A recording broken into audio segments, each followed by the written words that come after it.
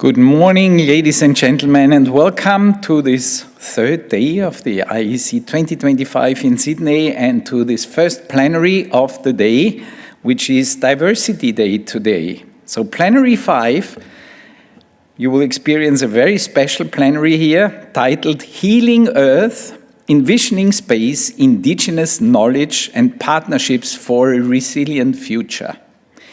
It is my distinct pleasure to introduce to you the moderator of this session, Mr. Alvin D. Harvey, Diné, Navajo Nation, postdoctoral fellow at the Massachusetts Institute of Technology. And I would like to also draw your attention that we are extremely honored to welcome as one of the panelists here as well, Mr. Bu Nygren, who is the president of the Navajo Nation.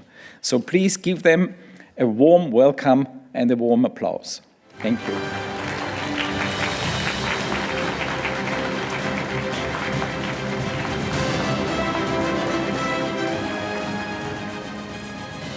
Thank you, Christian.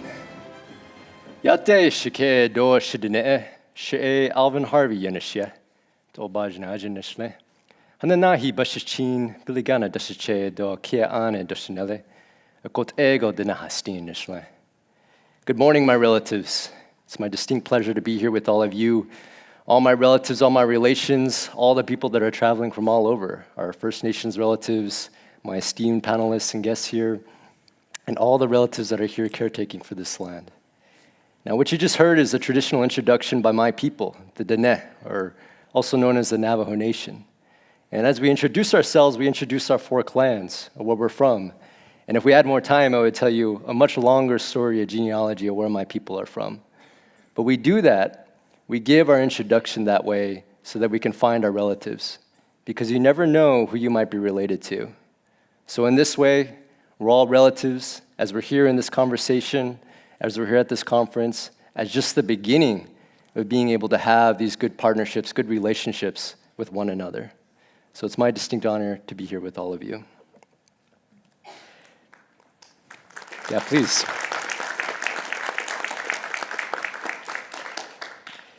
Now, being related, being relatives, isn't just a concept, but it comes with responsibility.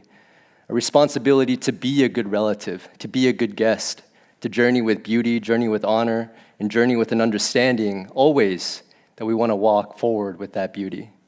Now, as part of being Dene, taught to me by my elders, is to always express a lot of gratitude, express an acknowledgement, but also express a promise, again, to be a good relative.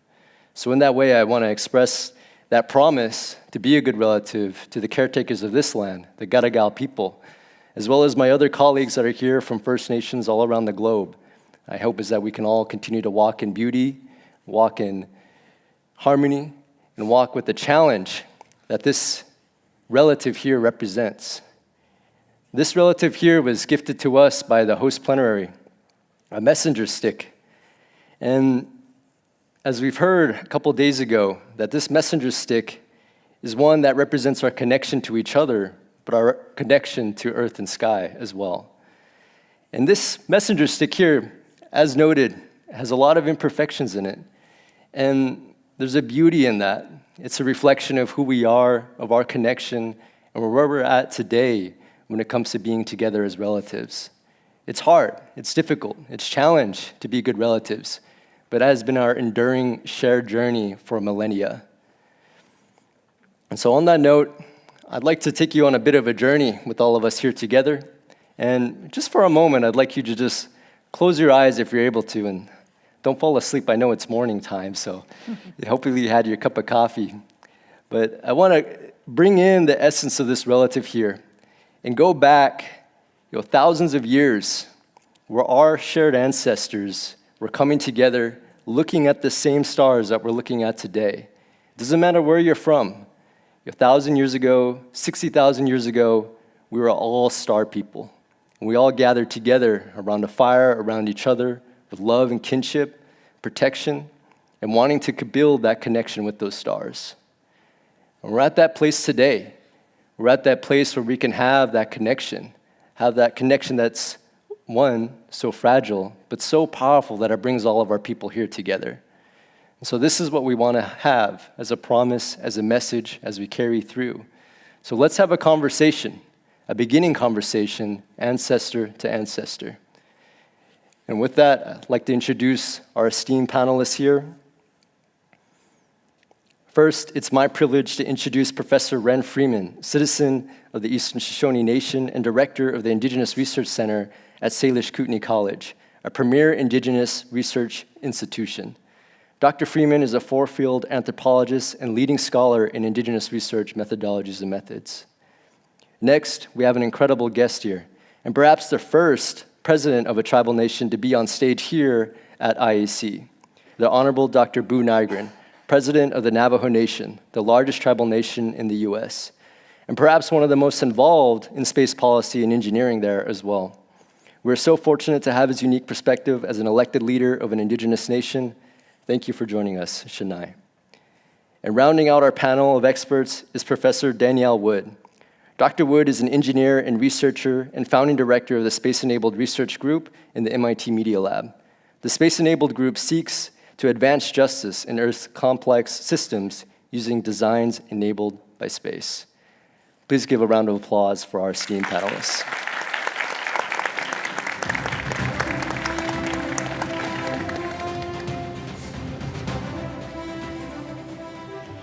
All right. My fellow doctors, I'm so glad I'm able to say that up here with all of you. And yes, please, I think it's good time to say thank you and again express all my gratitude and for the host plenary and all our guests here. What a significant time to be here together. And again, this is just the beginning of a conversation. And to begin our conversation, I'd really like to ask our elder here, Dr. Ren Freeman, to really build that connection, carry that message of what the host plenary brought forward and this continued idea of building partnerships with Indigenous nations.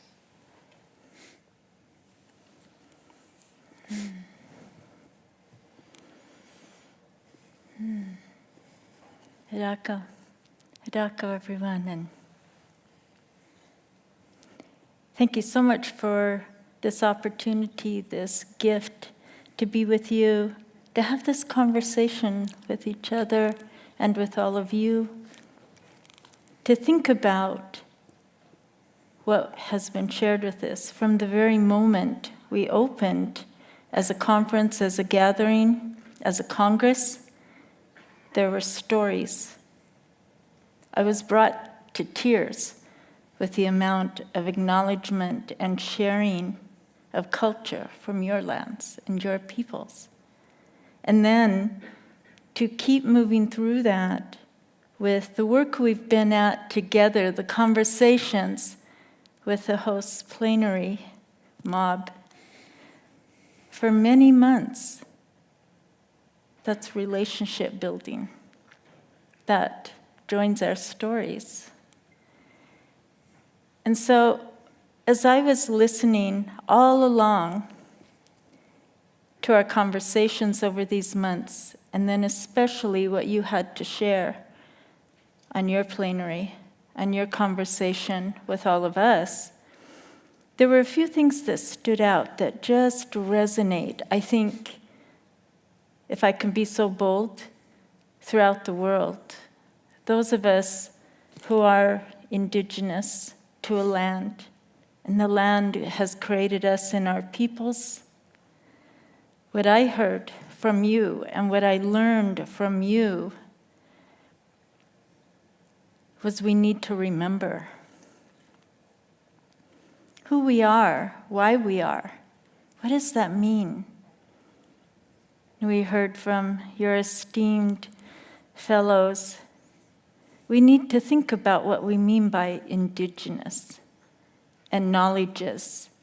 And to use your word, does that require further critical awareness? Let's look at that. You used the word restructure. Is that what we do? I think we've been doing that.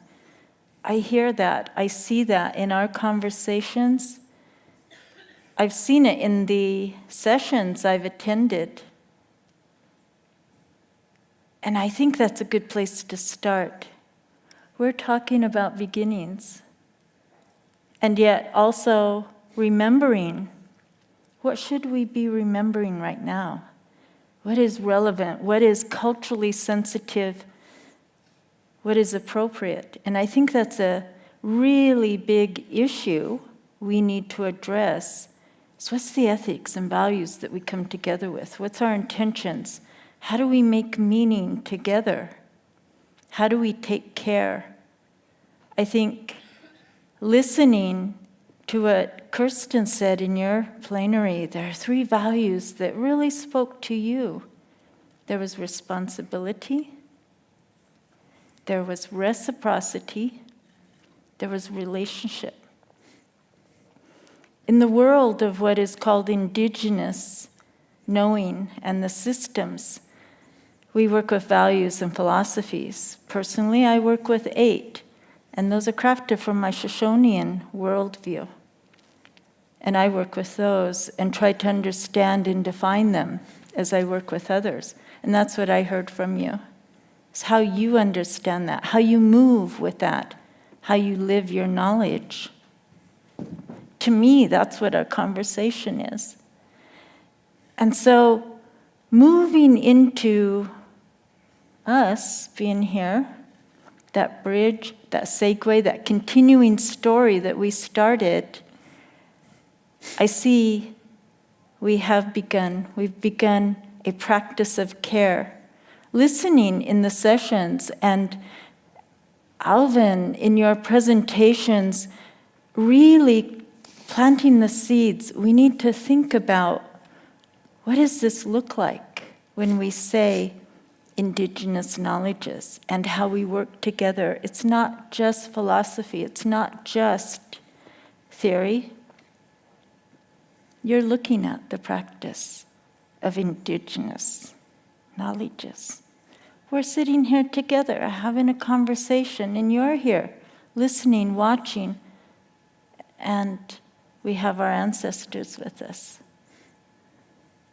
That's how we begin. This is what that means. This is what it looks like to practice our ways of knowing, being, and doing. How do we live this, I think, is our question. How do we move with it as we come together around topics and subjects like we're here for? How do we define sustainable space? How do we define resilient earth? We have a conversation, and we figure that out together for this time. Maybe different the next time. But that's what I've learned, and that's what resonates with me, and the messages that I feel, and that's the other part. What does this feel like? My mentor, a long time ago, who brought me into the sphere of what's called Indigenous research methodologies and methods, said, if you're not transformed, if you don't feel different, then maybe you need to keep working. And when we think about emerging space nations, let's take that as an example. How do we talk about that in terms of living, moving inside our conversation as a cultural way?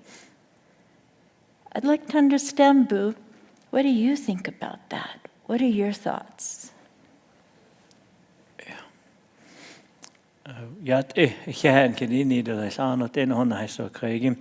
Din le trund ke kushin stada se bit de mil sen se trago hore shagalit ge hehad le la yese hore khania do ne shlenege tratshi ninche do nats os basichin do trodchi ni das che do nats os idational hot o kada ze na kinde ze do se bi na kina do se bin de ze do de nebenant an shonshana nish ke tradisha Arabelinash in ye hashkishnin le, do she yashin, do no that hatchini, the butcher of it, and Edavanella ehoto, son in law, Belinash in do Halchenaki, Saigana deep nachato, Saigana Kiminacha, hot in Yesibin Yahor and Han Yahagi, the Yesidenen Dalka, le yot art, Sonta dens, Ido, hate all a nasco, Doltato, hate all and Jono, do lech no yet, they had the Nessahile, stand at the sauce at the meal, the meal had the Naika had no yet, or the Trahan Schlodele, als so hanet and kitchen hot schlief hot o nasco yides card and again hat agi yat eho nada arle queen zonje John he yes huichin hina nishadal enigi yego ban sida kes huichin het ola dolil het ola keda honit in kin manna hastan khajoba huiliad le oljeda that enigi do johna en jada yego jodo le noda edaban sa kesige hehen hidini do nidi shidet gi Dr. Bu Niger in Shia. Yat in Hidini the Hodoshe, Belagani Kitchen Kitchesh. I just want to say good morning to each and every one of you. It's an honor to be here. As I mentioned in Navajo, I wanted to just say it's an honor to be in the presence of some of our most leaders throughout the world, throughout the country, and really the ones that really are thinking about the future. And that's one of in Navajo, you say Yedes Kand and Sahakes, which think for the future. And one of those principles that I've always used, being the leader of the Navajo Nation, I think for the locals, the Navajo Nation, as I looked at the square kilometers in similar size, it's about 69,000 square kilometers, about the size of Tasmania.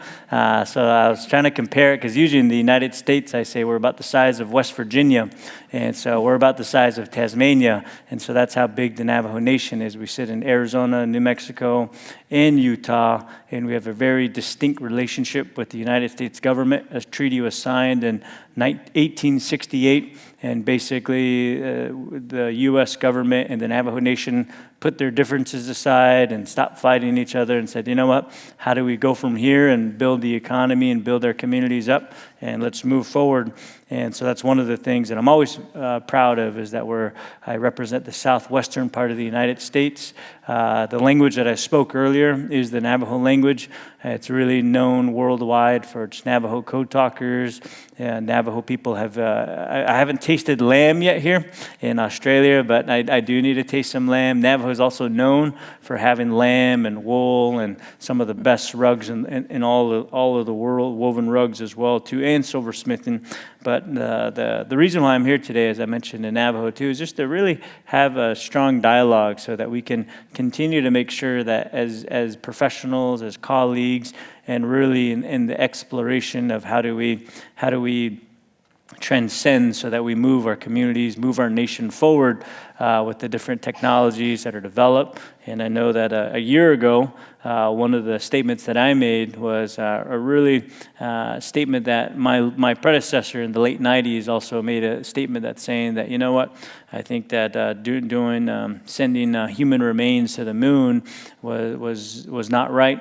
And so about a year ago, that was the same sentiment that I sent to, at the time, Administrator Nelson and different parties as well, too. So to really continue to make sure that NASA honors their sentiments that they made to the Navajo Nation after various trips to the Navajo Nation, promising that they would consult the Navajo Nation if they would ever reconsider it. But 2 decades passed, and then we weren't consulted, and the mission still went forward.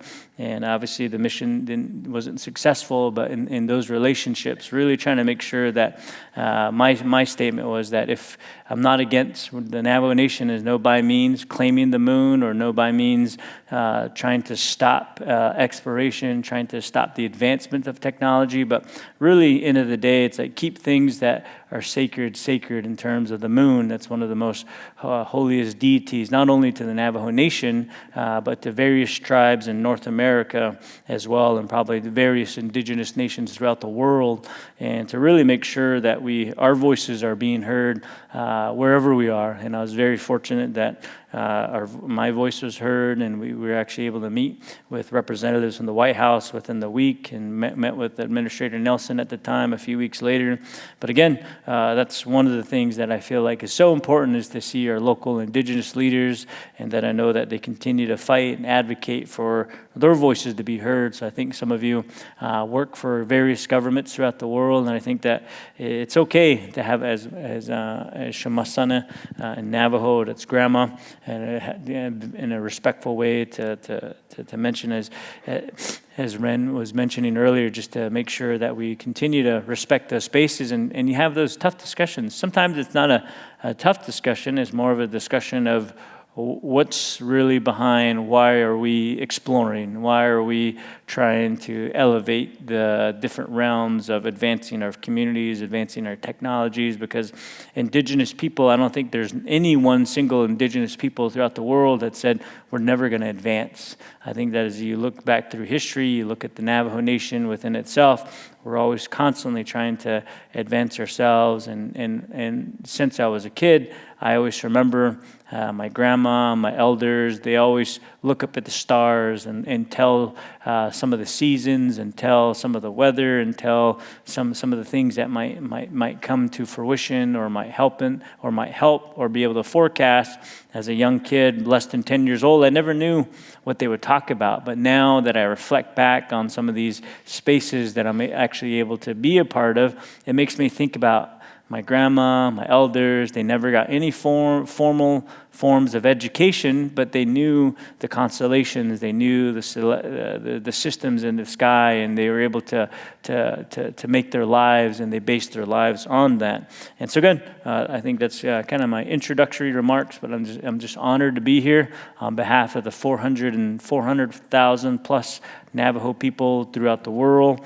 And again, just an honor to be here. So thank you for allowing me to share a few words. Yeah. Thank you, President Nygren. And on that note of working with the sacred, working with community, I think, Professor Danielle, you have a lot of experience trying to think about all these other factors that I think sometimes we don't always remember or place at the forefront when doing engineering or space science or all these complex projects. But I'd love to hear your perspective about all that, bringing that justice, that equity, kind of that way of thinking more holistically through the engineering practice.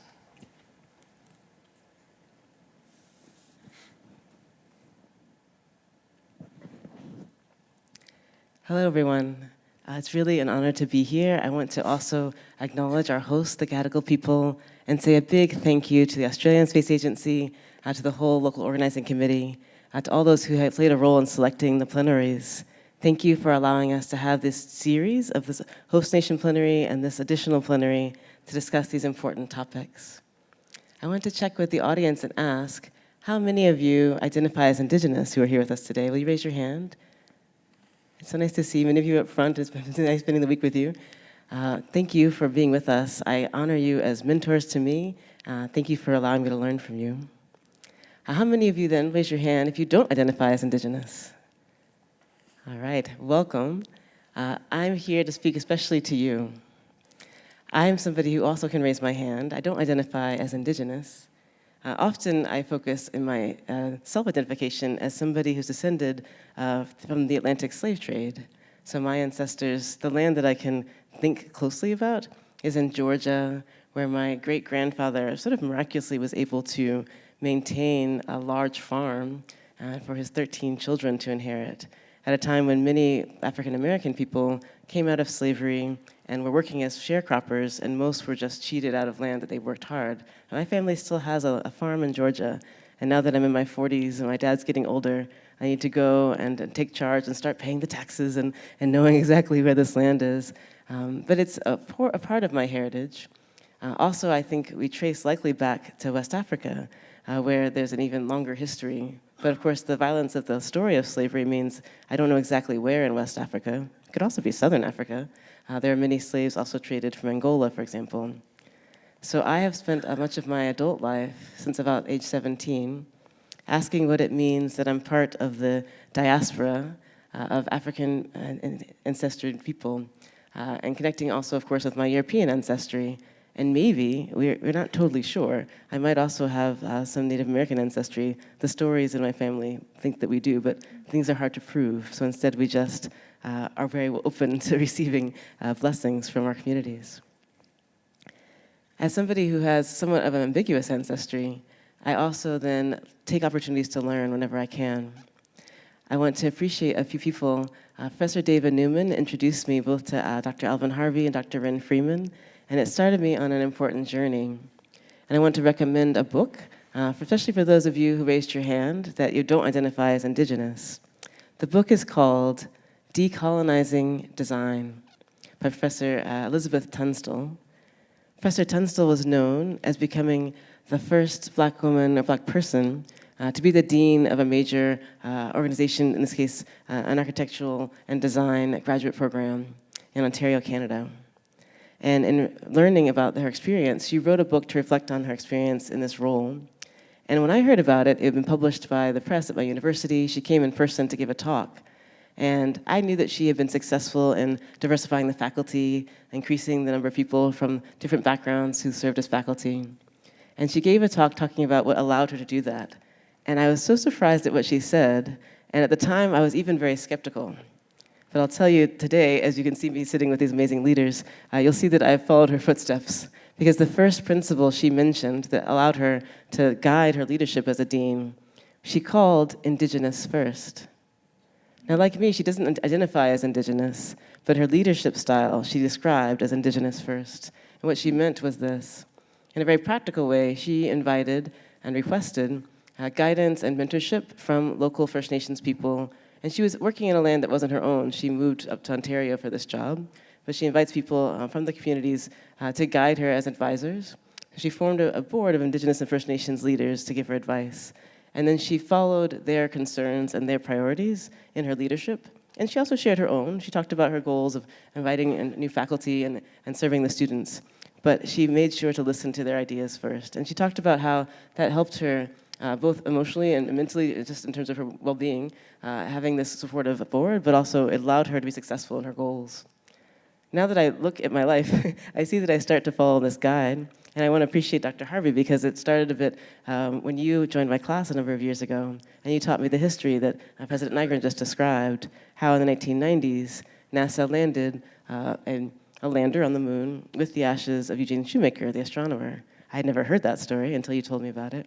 And then it led to me learning with you and led to us having conversations, sometimes during COVID on virtual settings where Dr. Freeman came and talked with us on a webinar, and we started to ask, what are the things we can learn from Indigenous views on space?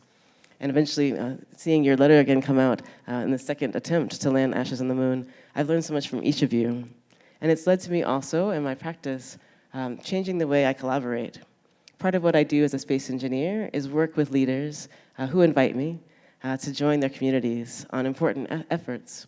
This includes leaders in West Africa, places like Benin and Ghana, in Southern Africa, places like Angola, also in Puerto Rico, and lately also with the Yurok Native American tribe, which is the largest tribe in California, and with Navajo Nation. I'm often asking how we can design hands-on engineering projects that use space technology, if desired by the community, to address a local need. In this case, for example, I was recently very honored as part of a NASA-funded project to visit the land of the Yurok tribe.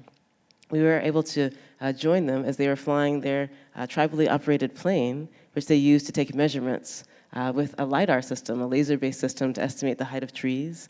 And we're also joining them to add a satellite-based analysis.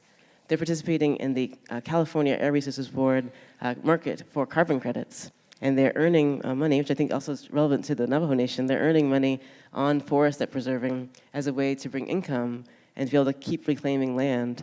And we're supporting them with NASA-funded project to use satellite data to also confirm the process they're using to maintain their forest, to respond to fires, and to maintain the level of biomass that they want to prove so they can earn the funds for the carbon credits. I wonder if you've also heard about the story of the Klamath River. Has anyone heard anything important about the Klamath River lately? It's a nationally and internationally known story. It's really an example of what I'm starting to learn about, which is Indigenous sovereignty. There were 4 major dams on the Klamath River, and they were causing an obstruction for the important salmon species and many other biodiversity questions. And the Klamath is an important part. It's really the center of the land of the Yurok people. They spent decades advocating for the removal of 4 dams that were also power plants. And they were successful so that just in the last year, these 4 dams, huge concrete structures that were also power plants, were removed. I tell you the story about them just to say it's an internationally tracked story, but it means that they were able to identify this important question about how to maintain the health of the land and to fight for years to make this change in a very concrete way. And they also see space technology as one of the tools they can use, both to reclaim colonized land, to help address biodiversity and reintroduce important species like the condor, as well as to ask what it means to live in harmony with the bears and the owls that they're maintaining a place for, along with the people. I'm so honored also to visit, in the past, Navajo Nation's land, particularly the Navajo Technical University. I can brag a bit on your behalf. NTU is particularly well-known technical university and the first to have an accredited engineering program, particularly in electrical engineering. And we collaborated with your university, asking how we could train youth in programming robots that operate on the space station. So we were able to first work with the university, who then worked with local elementary school programs and middle school programs. And we were teaching kids ages 11 to 15 how to write programming for robots. And we had a big session virtually across the country showing how these robots were programmed by your students, by Hopi and Zuni students, by students across the country. But they were on the space station, and we all got to watch it live together. So thank you for allowing me to visit and to be able to see this collaboration. These are very practical examples, and it also feeds into my other regional work, places like Puerto Rico and places in Africa where there's also questions of what sovereignty means. And I take these lessons as I go. So thank you so much. Thank you, Danielle. And on that note, President Nygren, I think our people come from some of the oldest engineers and scientists from the deserts and mountains of Turtle Island. And I know a lot of our colleagues and relatives here, there's a desire to want to do good in the world. There's a desire to want to help people. And I think there's this growing desire to want to work with tribal nations, indigenous knowledge systems. And I'd love to hear what you have in terms of experience or in terms of advice for our community here about, well, how do we go about doing that then? How do we go and work with tribal nations, do it respectfully, do it in a lot of the ways that Danielle is referencing? But from your perspective as a leader, what does that look like for you, for this community? Thank you, Elvin. One of the first things I think about is knowing that it's okay to go visit some Native American communities or Indigenous communities or Aboriginal communities, because most of the time their hearts are always in the right place. And basically, you always go into any community that you work with, just make sure that your heart's in the right place and say, you know what, am I here to really ask the right questions?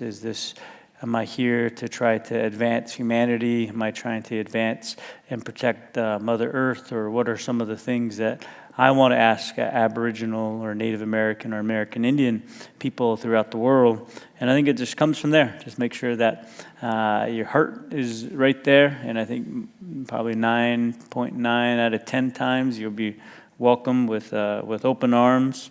And just really make sure that you have good dialogue and you listen. I think the main thing is do a lot of listening, and at the same time try to get adapted to the different cultural norms that are normal within, because like in America, there's 574 plus recognized tribes. Every one of them speaks a different language. Every one of them's got a different culture, and every single one of them is not the same. So what works for Navajo is not going to work for the rest of the 573 tribes throughout America.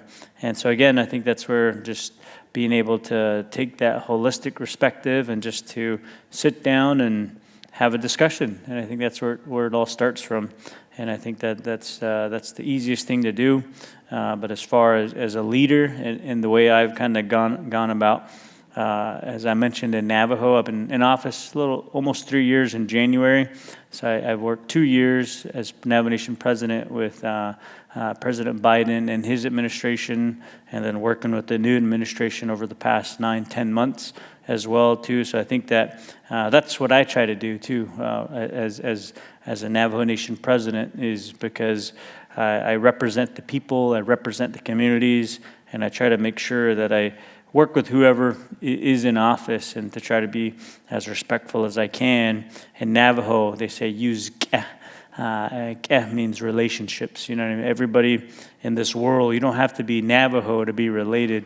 There's different ways of recognizing that. If they're an elder, if they're an older, they could be your parents' age, they could be an uncle, an aunt, or if they're younger than you, they could be your kid or young enough to be your kid, or in different types of relationships. And really using that type of methodology really has worked for me. I know that I'm in a unique position to where I get to meet with previous secretaries from the different administration to the new secretaries as well too, and to also meet with the previous president of the United States, and to be able to meet with the current president of the United States this year as well too. So, and I think that what has always worked for me is because just the way we're asking you to go into communities of Aboriginal nations or Native American communities or American Indian communities, using that same methodology, because I use that when I leave the Navajo Nation. I use that perspective of we're all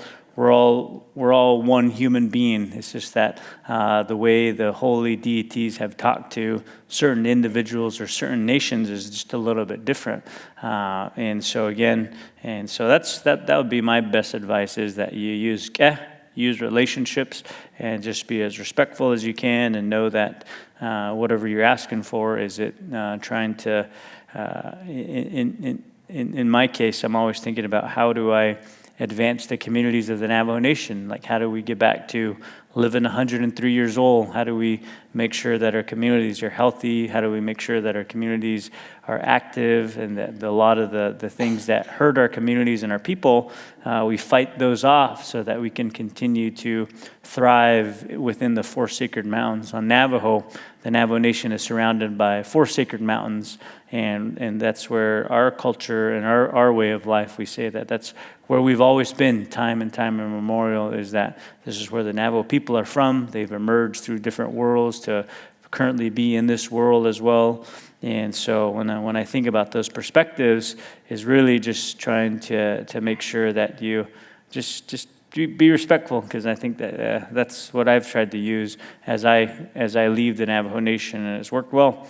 And so that would be my advice, Alvin, is just use and everything tends to work out pretty good. Our knowledges are so diverse, all of our people throughout the globe. But I think we all share, like Indigenous people, from my experience, this idea of relationality, of kinship, of being able to walk together with that type of diplomacy and understanding. And as I've traveled, different communities, and even elders from our community will tell me that the one thing that all of our Indigenous people share around the globe is the stars. It might be a different perspective from where we're from here, but it's always that connection that we've had with the stars going on since time immemorial. And I find that powerful, because it also means that not only do we have shared stars, but we have shared principles. We might have a different word for wherever we travel, but it's a standard in which we can take as part of our science, as part of our understanding as we move forward. And that's part of our Indigenous knowledge systems. And in negotiating that area and bringing that Indigenous knowledge systems to science, to engineering, the sacred, the cultural, all these different aspects, fortunately we do have a leading scholar in being able to move through that in negotiating the sacred, as you say, as going through Indigenous research methodologies and methods. Seren, please, if you have any advice for our very diverse community here about what it means to work with Indigenous people and with Indigenous knowledge systems. Rako, everyone. I think when we visit like this, we formulate pictures in our mind, and we start understanding what I call as, how do we define respect? What is relationship? And this is such a wonderful example of a relationship. So we've all come together to understand what is space and what is the relationship with Earth. And if you consider, we human beings, we create a relationship that is visible and revealed through our cultures. So, in certain ways across the world, we can say that our cultures reflect our knowledge relationships. It's the environment that we are in, where we come from, that helps craft our worldviews, how we look out at the world and at each other. And that includes the sky, the knowledge from the sky. And when I was told the story of this amazing gift, this memory tool, academically we call it a mnemonic, partner helps us remember, helps us to think about the stories that have come before, helps us to remember where we are today, and it helps us to think about tomorrow. So in that respect, don't we embody past, present, and future in that remembrance? And I think that's so important to understanding what is knowledge. And I think in that way, that's a place that we all can begin to talk to each other. What do we bring together? How do we, again, define space? It's about creating that mutual center, that place and the spaces within it. And on this wonderful tool, and my people work with a similar friend and partner, a talking stick. I inherited one from my dad, and over the years I've been gifted with several, and they remind me of conversations that need to be had because they were once conversations that connected us. And I think that in this way then, we always have present the memories if we'll look to them and understand them in terms of, okay, today, how can we celebrate what good has happened? So that's what I call good ways of being, good ways of knowing. And that can help us to do good. But we have to define that together and within context. So here's this context. We're all here for various reasons connected around the theme of this gathering. And what do we bring with it from ourselves, our own thinking? And we pull that together and we learn, right? We're learning. We should walk away from here more knowledgeable and also with space inside our hearts, spirits, our minds. How can we live that new knowledge then that helps all of us? How do we create those places of benefit? And when we create what you said yesterday, why do we look to the stars? Maybe we're looking for that kinship. Our peoples are star people. We know that relationship. We have our stories. Here in this land, in your country, I feel is the greatest example of that relationship. I first came here in 2015 and have been back several times working with people and learning about your land and your ways of seeing yourselves and your peoples and the sky and how you can see that in your land. And that's where you are every day. I learned so much about that. And I turned and I said, my people have similarities in that. And then I began looking across the world as I traveled. We share that, We share that if we'll let ourselves be in that place of remembrance, of a return.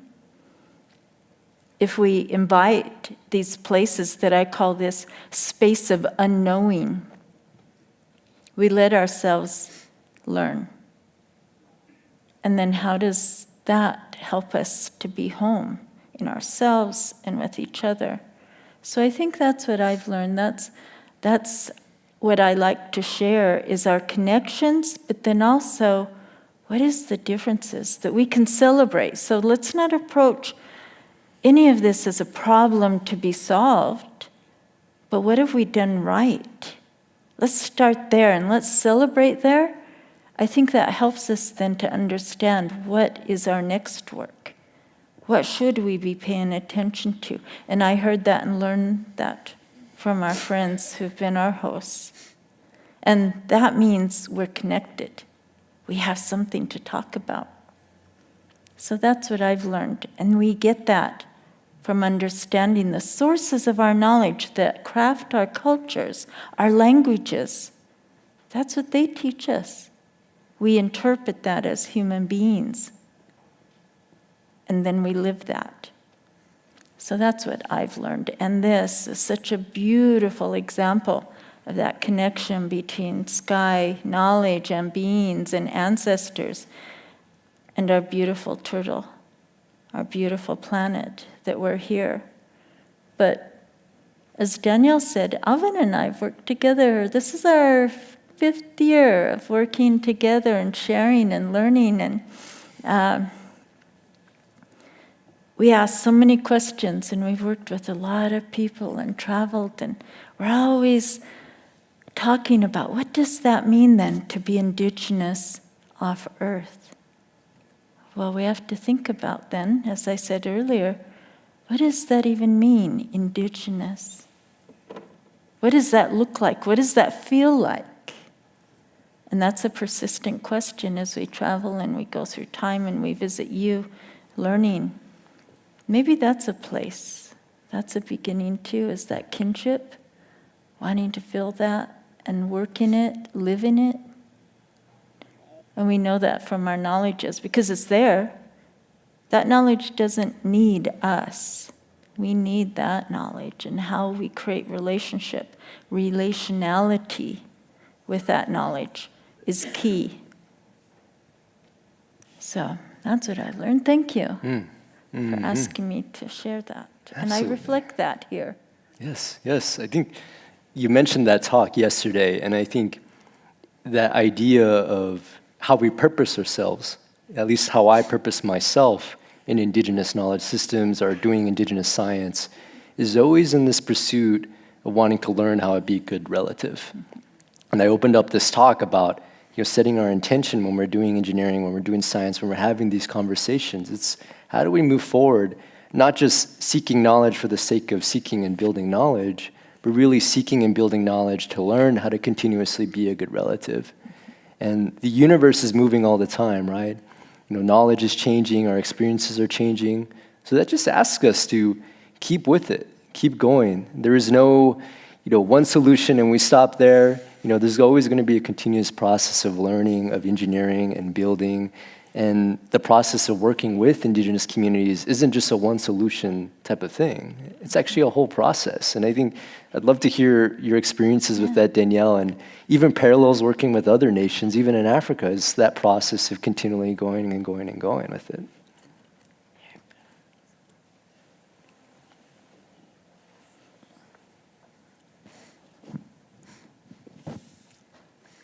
Right here on the stick is a reminder of the Milky Way. And the Emu is there as one of the dark sky constellations. I recall the first time I saw the Milky Way with my own eyes. It was in the country of Kenya. I don't think I'm from Kenyan origin, but I traveled there at age 19, my first trip to Africa.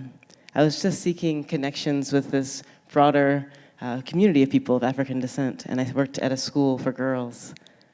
And I had never realized how close the Milky Way is. Growing up in Florida, I had never seen so many stars at once with my own eyes. I remember I felt a little scared. I almost felt like the sky was falling toward me. I kind of crouched down when I saw how bright the Milky Way was. But it was a powerful connection to realize I'm part of this amazing, beautiful stream. And seeing here now, it is indeed a mnemonic device. It's a memory aid for me. I wrote an essay called The Expanding Sphere of Human Responsibility on Earth and in Space. And it asks a lot of questions around the role of humans as we continue to engage with our planet Earth and with places beyond, the area for orbiting right around the Earth, the space that's part of the Earth-Moon system, we often call it cislunar space, the orbit of the moon's surface, going beyond. Humans now have more regular interaction with other planets, like Venus and Mars, our closest neighbors, but also the moons of smaller planets, larger planets like the moons of Saturn or Jupiter. We're able to send our robots there, and we're able to have impact on these places. Some, like Mars, are places where there may still be opportunity to prove the existence of life as we know it, maybe in fossil form, maybe in microscopic form. And we have so many important questions, and I think this generation is going to face really urgent questions of how to behave as a human species with all these different backgrounds. Recalling what I mentioned, and I still want to remind you all, check out the book, Decolonizing Design of Professor Tunstall, and learn about this idea of Indigenous first. As humans are exploring these places, trying to care for our planet here, for the orbit around the Earth, for the space between here and the moon, for the moon itself, for places like Mars, for small celestial bodies, in each of these zones, I'm eager to hear and to learn from Indigenous ways of being and caring, because I think we'll need them to do things in the right way in going forward. There are vital and critical decisions that will be made by humans in the next few years. It's already happening. Places like the moon where we can reach more easily.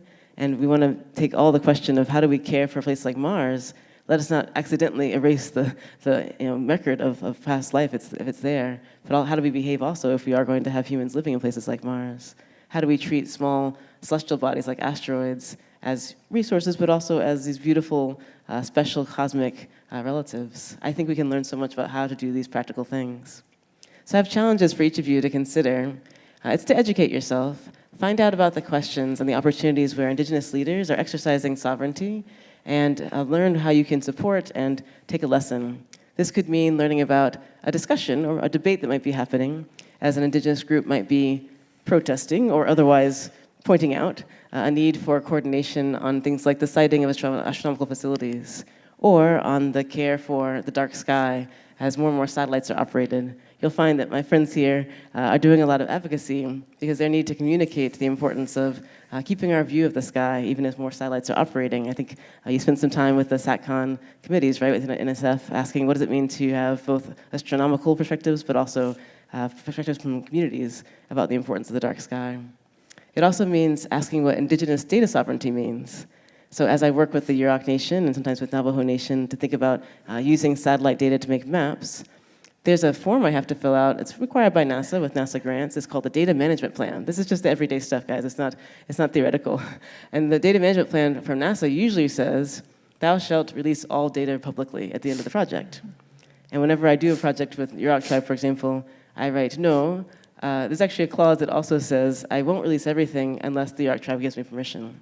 So even though, of course, we do believe in open data and sharing and scientific results, but the important thing is to ask in this land where I'm working with a tribal leadership, what do they want to release? And is there anything they prefer not to release? And to actually literally put settings on our software that gives them control over what we share and then reduces my influence on what's shared.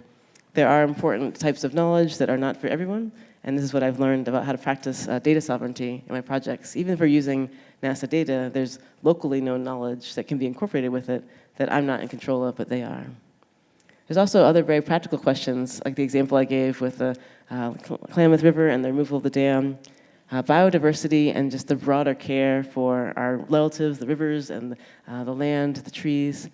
There are those who have such knowledge, and often, you mentioned all the languages, that knowledge may be encoded in languages that are being lost. It's been my privilege to listen to different stories around the fight to maintain language, such that we also can, of course, celebrate it in itself, but also there's ecological knowledge in languages that are under threat.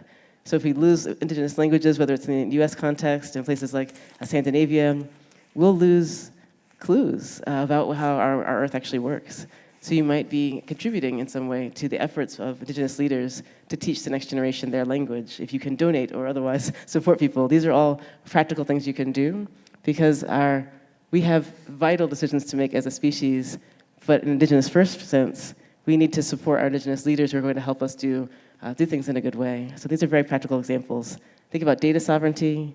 Think about what it means to support Indigenous caretakers of biodiversity. Think about language and other ways to maintain culture. And think about being a good guest. I appreciate your comment that it's okay to visit, because sometimes we can feel nervous if we're not sure how to visit a community. And often there are public events. For example, I live in Massachusetts, and I'm often able to visit the Mashpee Wampanoag people.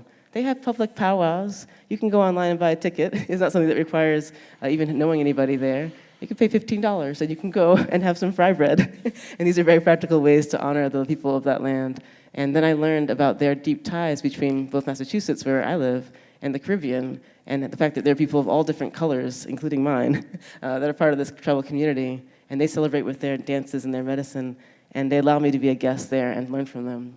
So it's amazing that you can take these practical steps as a visitor, someone learning about how to practice data sovereignty in support of your Indigenous collaborators, learning about debates and important protests that happen, as well as supporting efforts at language and biodiversity restoration. So thank you. Thank you, Danielle. I really appreciate putting it in the practical sense and showing that there's concrete examples about how to go about doing this partnership. And continuing this partnership and continuing the stream of knowledge and experience, I just want to give a few more minutes before we close out to President Nygren, and just speaking directly to our Indigenous relatives out there that are here today or maybe calling in, listening in, just to be able to talk to them about what it means to advocate and speak, as Indigenous nations and as really star people and star nations as well. So, let's back over. Yeah. So biga means okay. So can I get a biga? Yeah. All right, biga. So one time I was visiting. I was at the American Public Power Association event down in New Orleans, and I was basically, I'm getting that. You can learn another word. So we were going to get some pastries, and the pastries place was a beignet. And I was like, beignet? I'm like, is that a Navajo place? I'm like, is that beignet? Because beignet means with purpose. And so, can I get a beignet? Beignet. All right. So that's so just do everything with purpose. And so, one of the things I think about is back to your question, Alvin, is just how do you get involved, and how do you make sure that as a tribal nation, as a tribal leader, and so having been this has been my first public office, is just being open-minded. So I always try to encourage Indigenous leaders, Indigenous advocates that learn how to listen, learn how to hear the other people's perspectives, because sometimes we can get so caught up in not listening. And here as Indigenous people or Indigenous relatives, we're always asking people to listen, but sometimes when people present to us, we don't want to listen. And so how can we expect them to listen to us if we're not willing to listen?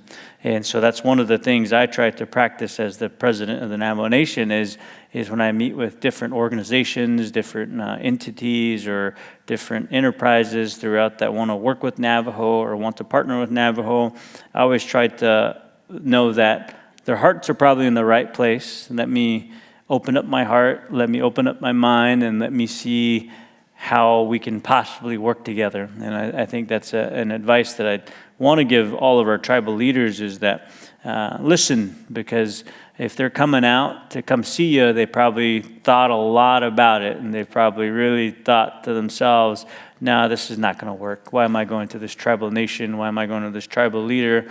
I'm probably going to get shut down. Why should I go there?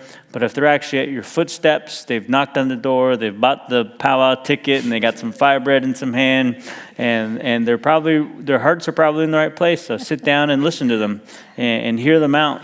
And so that would be my advice. And I think the other thing I think about too is, I think to all of our partners here too is, I think I know we're giving you a few perspectives here today, but one of the things I would encourage is hire Indigenous people within your organizations. And I think that's one of the things that's going to be very powerful, because I remember when I used to, my background is construction management.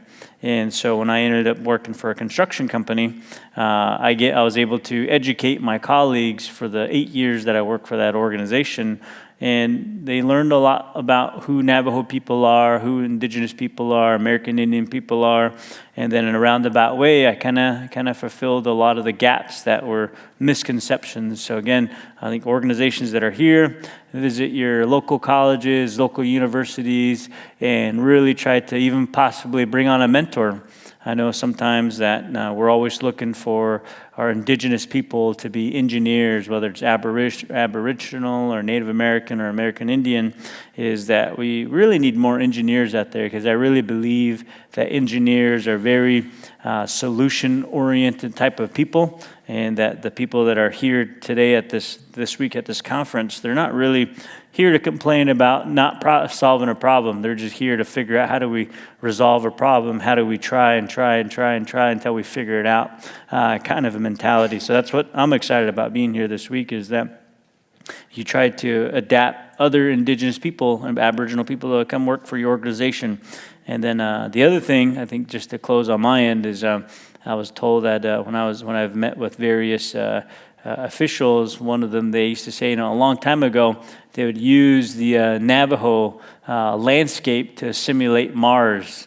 And so within the areas of the Navajo Nation, so they would actually test a lot of their equipment to use some of the landscapes that are within the Navajo Nation.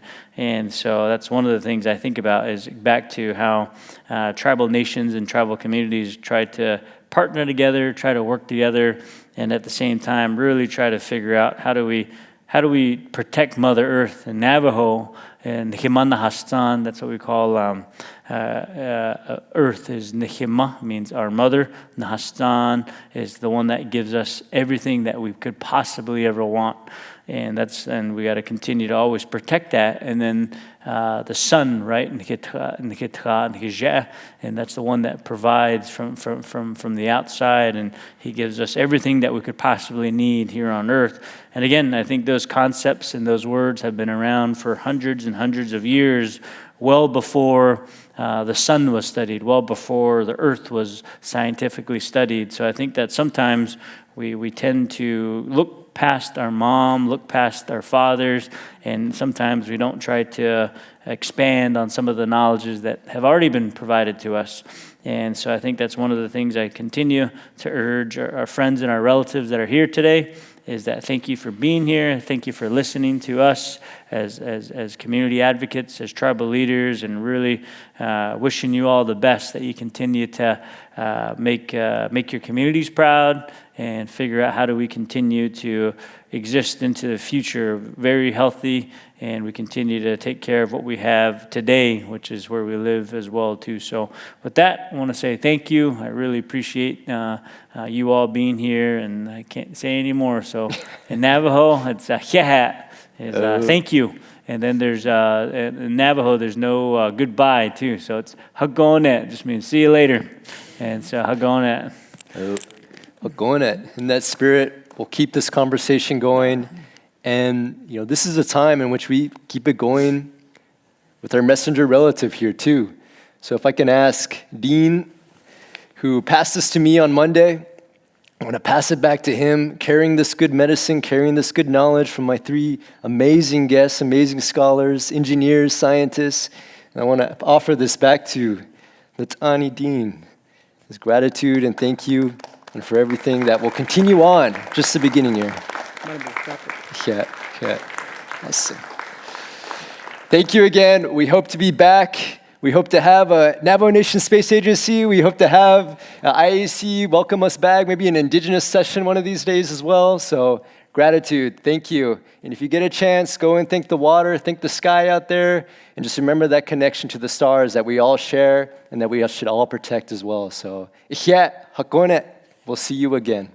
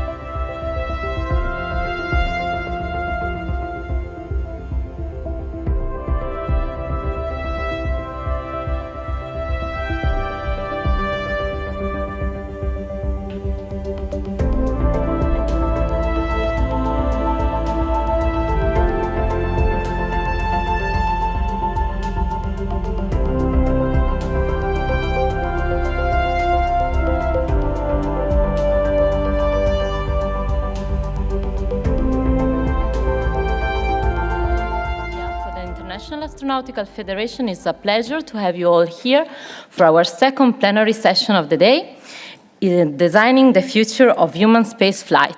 Since this is our next generation plenary, it's a pleasure for us to invite on stage Antonio Stark, Global Alliance Lead from iSpace, to give you a little bit of a backstory about what does it mean to be in the next generation plenary. Thank you so much and enjoy the session. Hello everyone, I'm Antonio Stark and I'm one of the co-leads for the Next Generation Plenary. I would also like to invite up to stage Leonard de Guzman, also another of my co-lead for the Next Generation Plenary. This program could not be possible without the support of two incredible IAF committees, the IAF Space Education and Outreach Committee, or SIAC, and the IAF Workforce Development and Young Professionals Program Committee, or the IAF WDYPP. And then I'll leave you to Leonard to give a few more remarks. Thank you, Antonio. Events like this also would not be possible without the wonderful and tremendous support of all the panelists, judges, other organisers, even moderators that come and attend and support this every year. And also without the wonderful and ongoing support of all of you in the audience attending and also watching from home. So a genuine thank you to you all. It gives us great delight to introduce to you all and invite to the stage our illustrious moderator, Hilary Coe from VAST.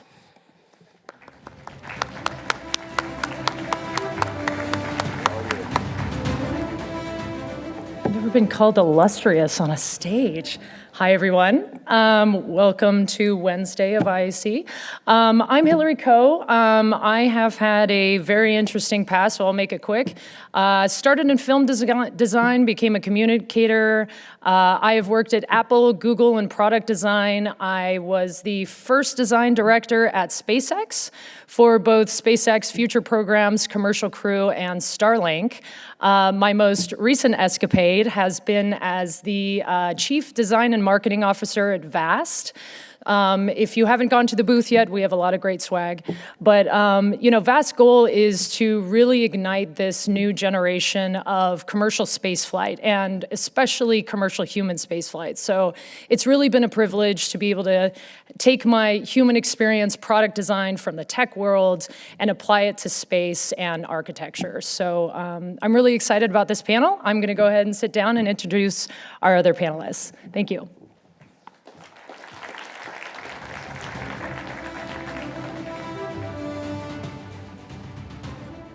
And first up, we have Brendan Swanick, founder and host of Chasing Space and Revenue Operations Manager at Voyager Technologies. Good afternoon, everyone.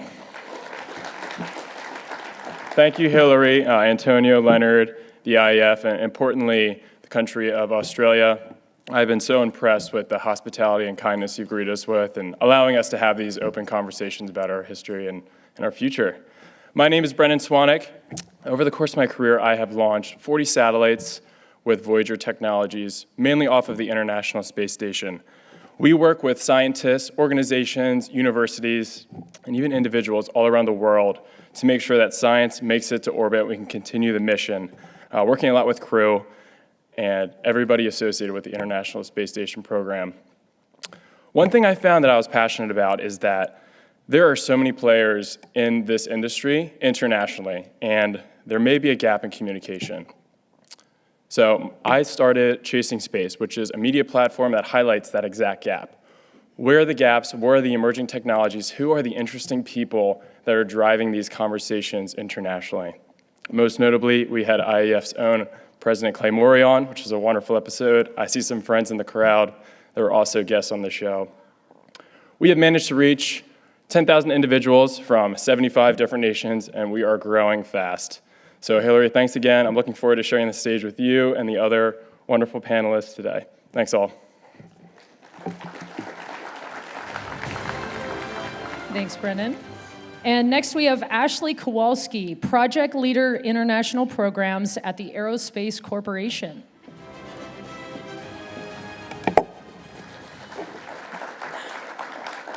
Good afternoon, everyone, and thank you for having me here today. My name is Ashley Kowalski. As Hilary mentioned, I'm a project leader at the Aerospace Corporation, specifically in their International Programs Division. where I work with, I represent, and provide technical support to the United States Space Force, specifically the Space Systems Command International Affairs Office. However, outside of my day job, I pursue and I participate in a variety of different human spaceflight activities. I'm very interested in the physiological and psychological aspect of long-duration human spaceflight. And to that end, I have served on multiple astronaut analog simulations. Most notably was probably as the flight engineer of the Sirius 21 mission, which was 240 days in isolation, or 8 months. And this was a combined effort between the NASA Johnson Space Center's Human Research Program, Moscow's Institute for Biomedical Problems, and the United Arab Emirates Mohammed bin Rashid Space Center. During the 8-month isolation, we studied the effects of isolation and confinement on human psychology, physiology, crew dynamics, crew autonomy, and the general behavioral health of our crew members. In addition to that analog, I followed up with a shorter 2-week analog sponsored entirely by the Aerospace Corporation. This was at the Mars Desert Research Station. And rather than focusing on the psychological and physiological aspects of long-duration human spaceflight, we decided to focus more on the operational and experimental aspect of procedural needs for human interaction with different experimental setups. And finally, most recently, I did conduct research on a zero-gravity flight together with the support of Space Generation Advisory Council, Aurelia Institute, and colleagues at the University of Oregon, where we decided to study the effects of microgravity on skin and core body temperature, since that relates to circadian misalignment. When circadian misalignment is affected, then that can affect an astronaut's health and performance. So once again, thank you for this opportunity, and I'm very much looking forward to our discussion today.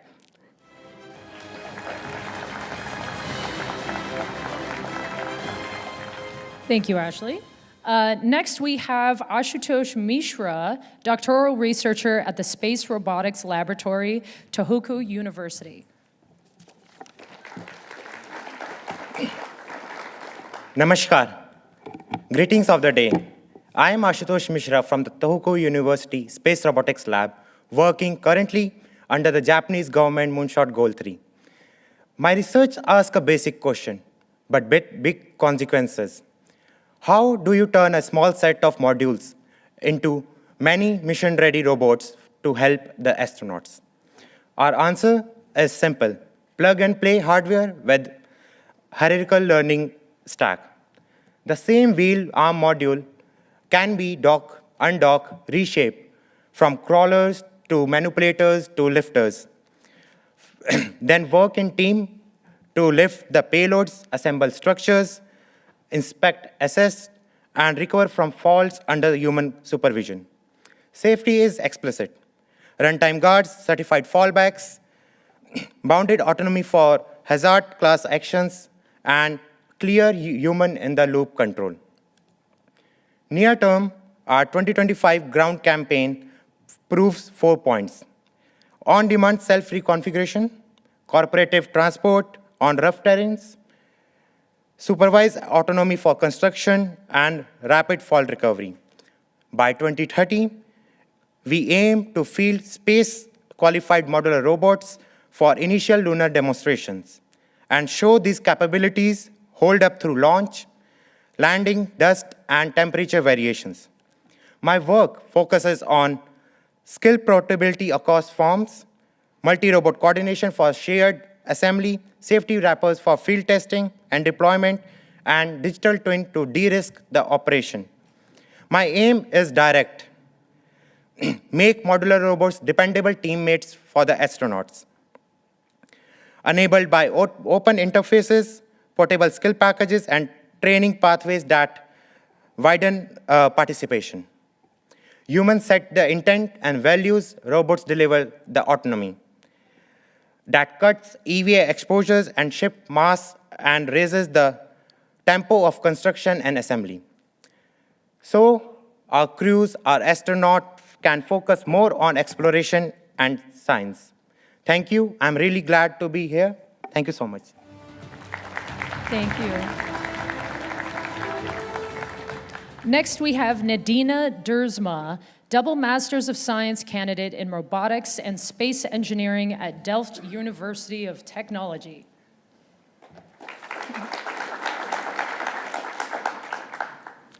Hi everyone, very excited to be here. I'm Nadine, I'm from the Netherlands, and I study space engineering and robotics at Delft University of Technology. I always walk around and wonder, what are the limits of current capabilities? But most importantly, how to push beyond. That brought me into the field of space robotics and AI, and actually led me to many exciting places. From the Arctic, where I developed autonomous satellite tracking systems and CubeSats for educational programs at Andoya Space, all the way from the snow to the Australian outback, where with a team of 18 students, we developed a solar car and raced it for 3,000 kilometers from Darwin to Adelaide. After that, straight to Houston, where together with Ashutosh, we were part of the Space Studies program, and there I worked on closed-loop systems for the Lunar Gateway. As you may notice, I have quite a broad interest in space and technology, and that I'm also keen to share with others. That made me co-author a children's book. It's called Met Mama naar Mars, or With Mom to Mars in English, to show that space is for everyone. And I'm currently co-hosting Space Podcast, the BNR Space Cowboys, where we share an international space news with a national audience. While working towards the end of my master's degree, I really hope to contribute to technologies that bring us further and that make us collaborate on the international level. And with that, I'm very excited to be here and to contribute today to the discussion. Thank you, Nadina. And last but not least, Christina Balamanaki, researcher and coordinator of Space Architecture and Extreme Environments Habitation Research Group at the Tuktai Lab, Technical University of Crete. Hello, everyone. Thank you, Hilary. Thank you, everyone. I'm very honored to be here today. My name is Christina Balomenaki. I'm an architect researcher at Technical University of Crete, where I coordinate the research group Hilary mentioned. My research focuses on space habitats with a special emphasis on mental well-being and social interaction. In recent years, I have been working on the development of a modular space analog habitat, a system designed to adapt to different mission needs and also supporting mental well-being and social dynamics in long-duration missions. Earlier this year, I had the honor to be part of the first Greece's delegation to Antarctica, where I tested some of habitat systems in real extreme conditions. Through personalized environmental projections and dynamic lighting scenarios, I underscored the role of spatial, sensory, and lighting conditions in mitigating emotional challenges of isolation, providing insights valuable not only to space exploration, but also to contemporary urban contexts. But what I have learned is that designing space habitats is about more than engineering. As I study human settlements beyond Earth, I understand that our choices will shape the very character of future communities. By designing how people will live, share, thrive, connect there, we are also defining the kind of civilization we carry forward from Earth. So, in order to build a truly sustainable future for Earth and space, our efforts must reflect the full spectrum of humanity across cultures and backgrounds. That is the challenge, my friends, and the opportunity of space research, to design not just for the survival, but for the kind of humanity we want to carry into the future. I look forward to share more with you, and thank you very much again to have me here. Thank you.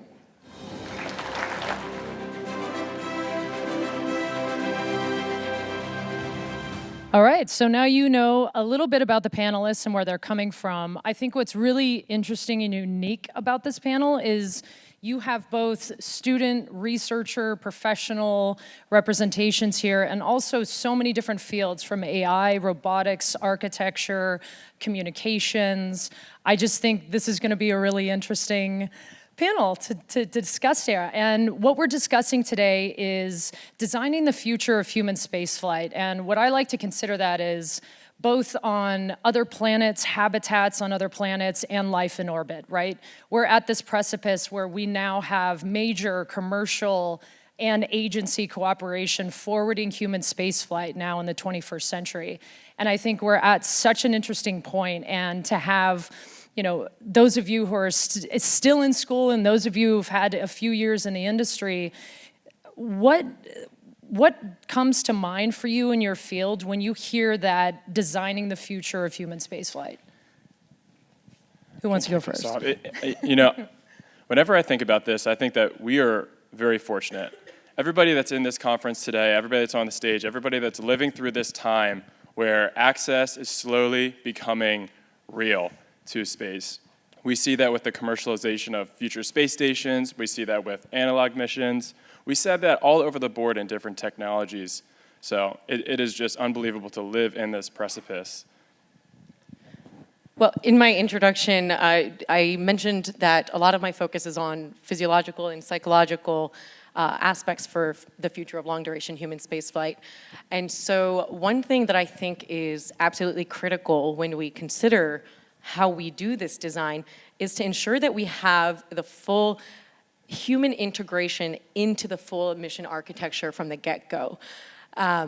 So what I mean by that is basically saying, okay, you know, obviously our engineering systems are of utmost importance. We need radiation shielding. We need amazing propulsion systems. We need power systems.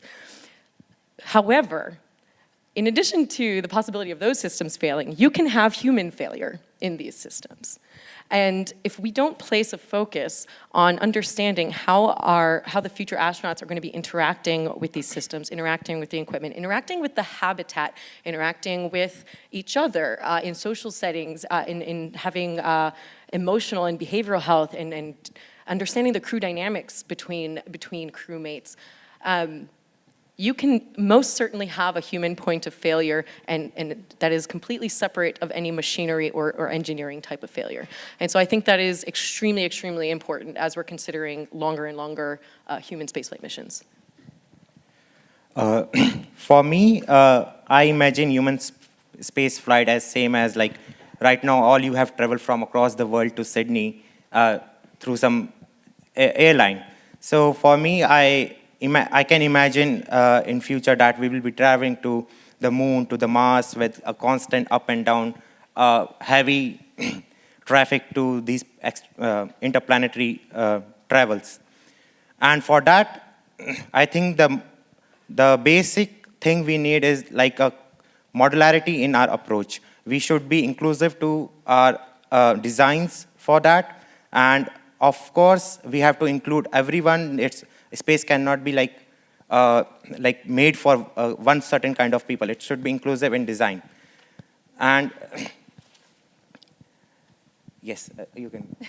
Ashutosh, can I actually ask you a follow-up on this? Because I think some of your research that I have stalked you on in the last few days is really fascinating, because like one thing we were dealing with at SpaceX, when you're talking about Starship and you're talking about, you know, putting people on another planet, it's, you know, to take that iterative approach, the first landing of a Starship is not going to necessarily be humans, right? This could be robotics. This could be setting up that infrastructure.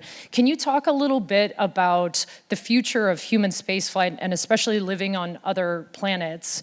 I know you've done some research on this, but what role does robotics play in being able to set up this infrastructure even before humans come there?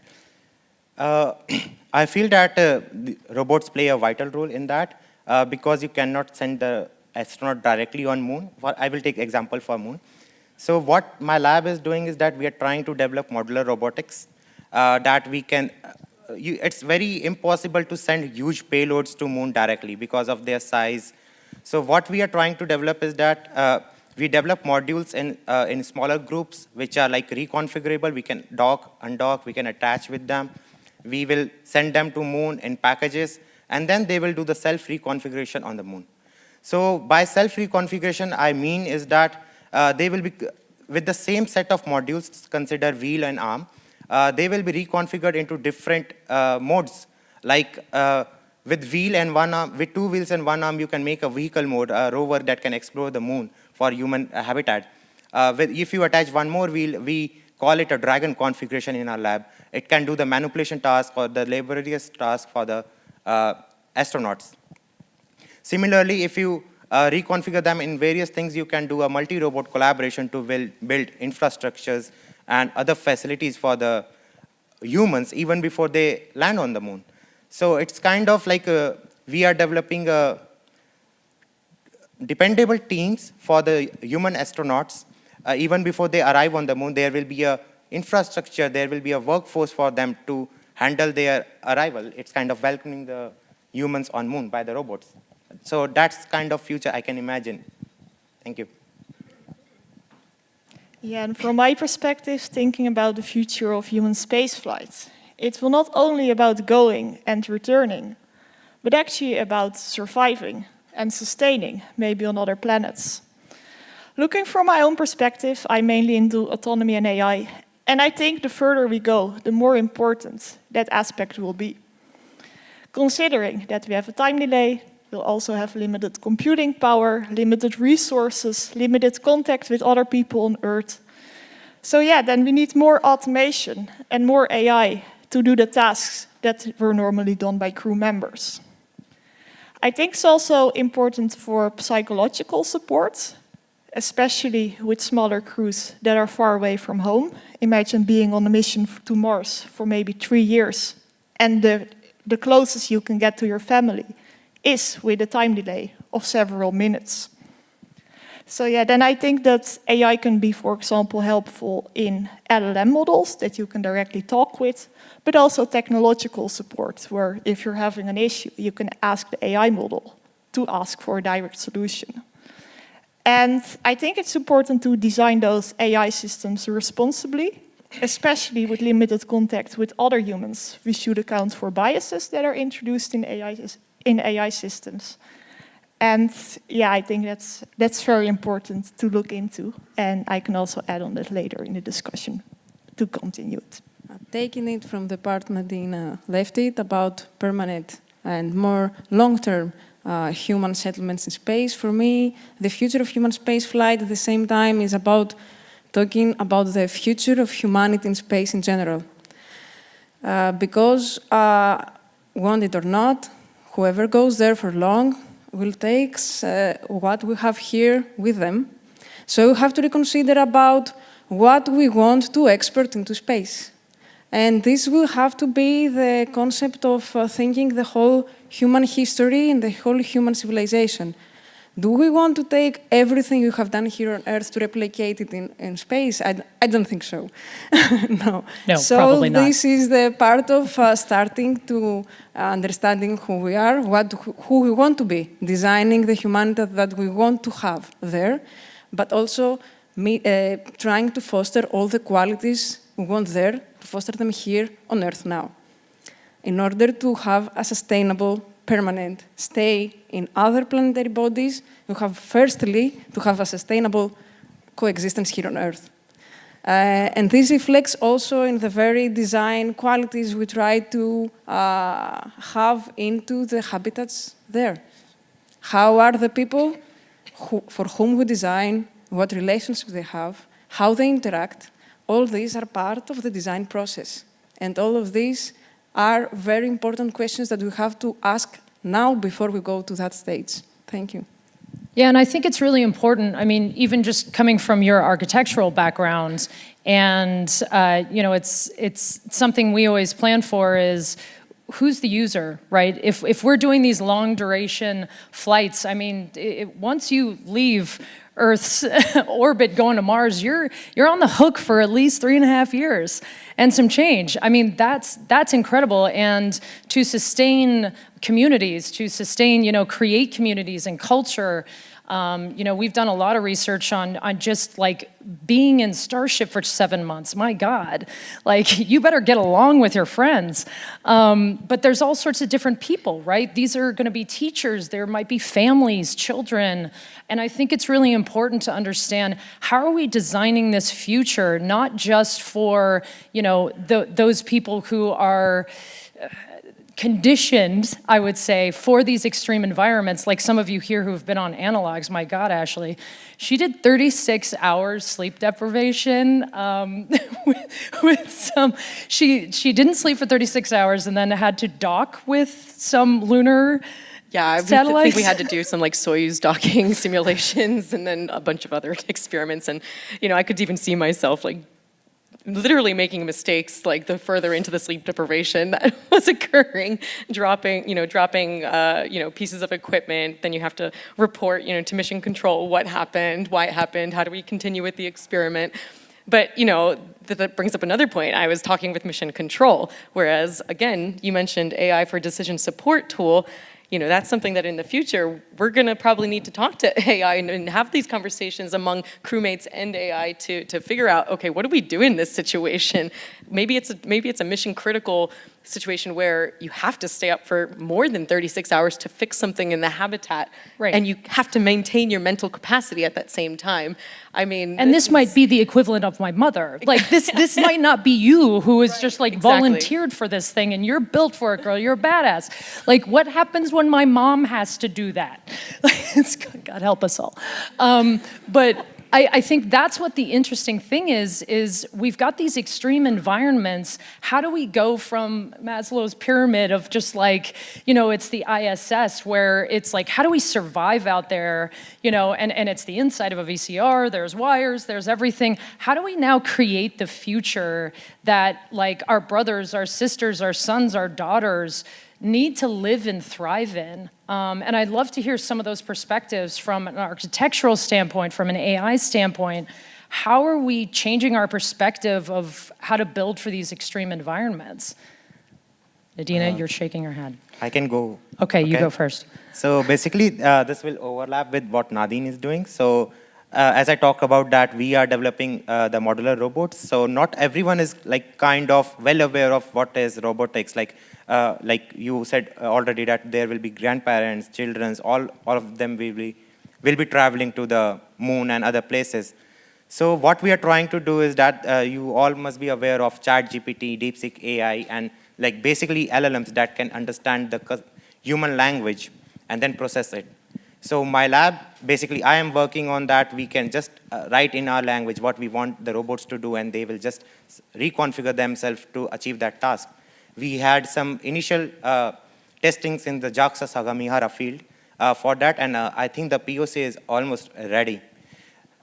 So in this way, like we can leverage the usefulness of these LLMs with the robotics, and then include everyone, even from whether they are from the biological background or from the technical background, non-technical. There may be, if we are traveling to space, definitely there will be some policymaker guys, because without policy, nothing works.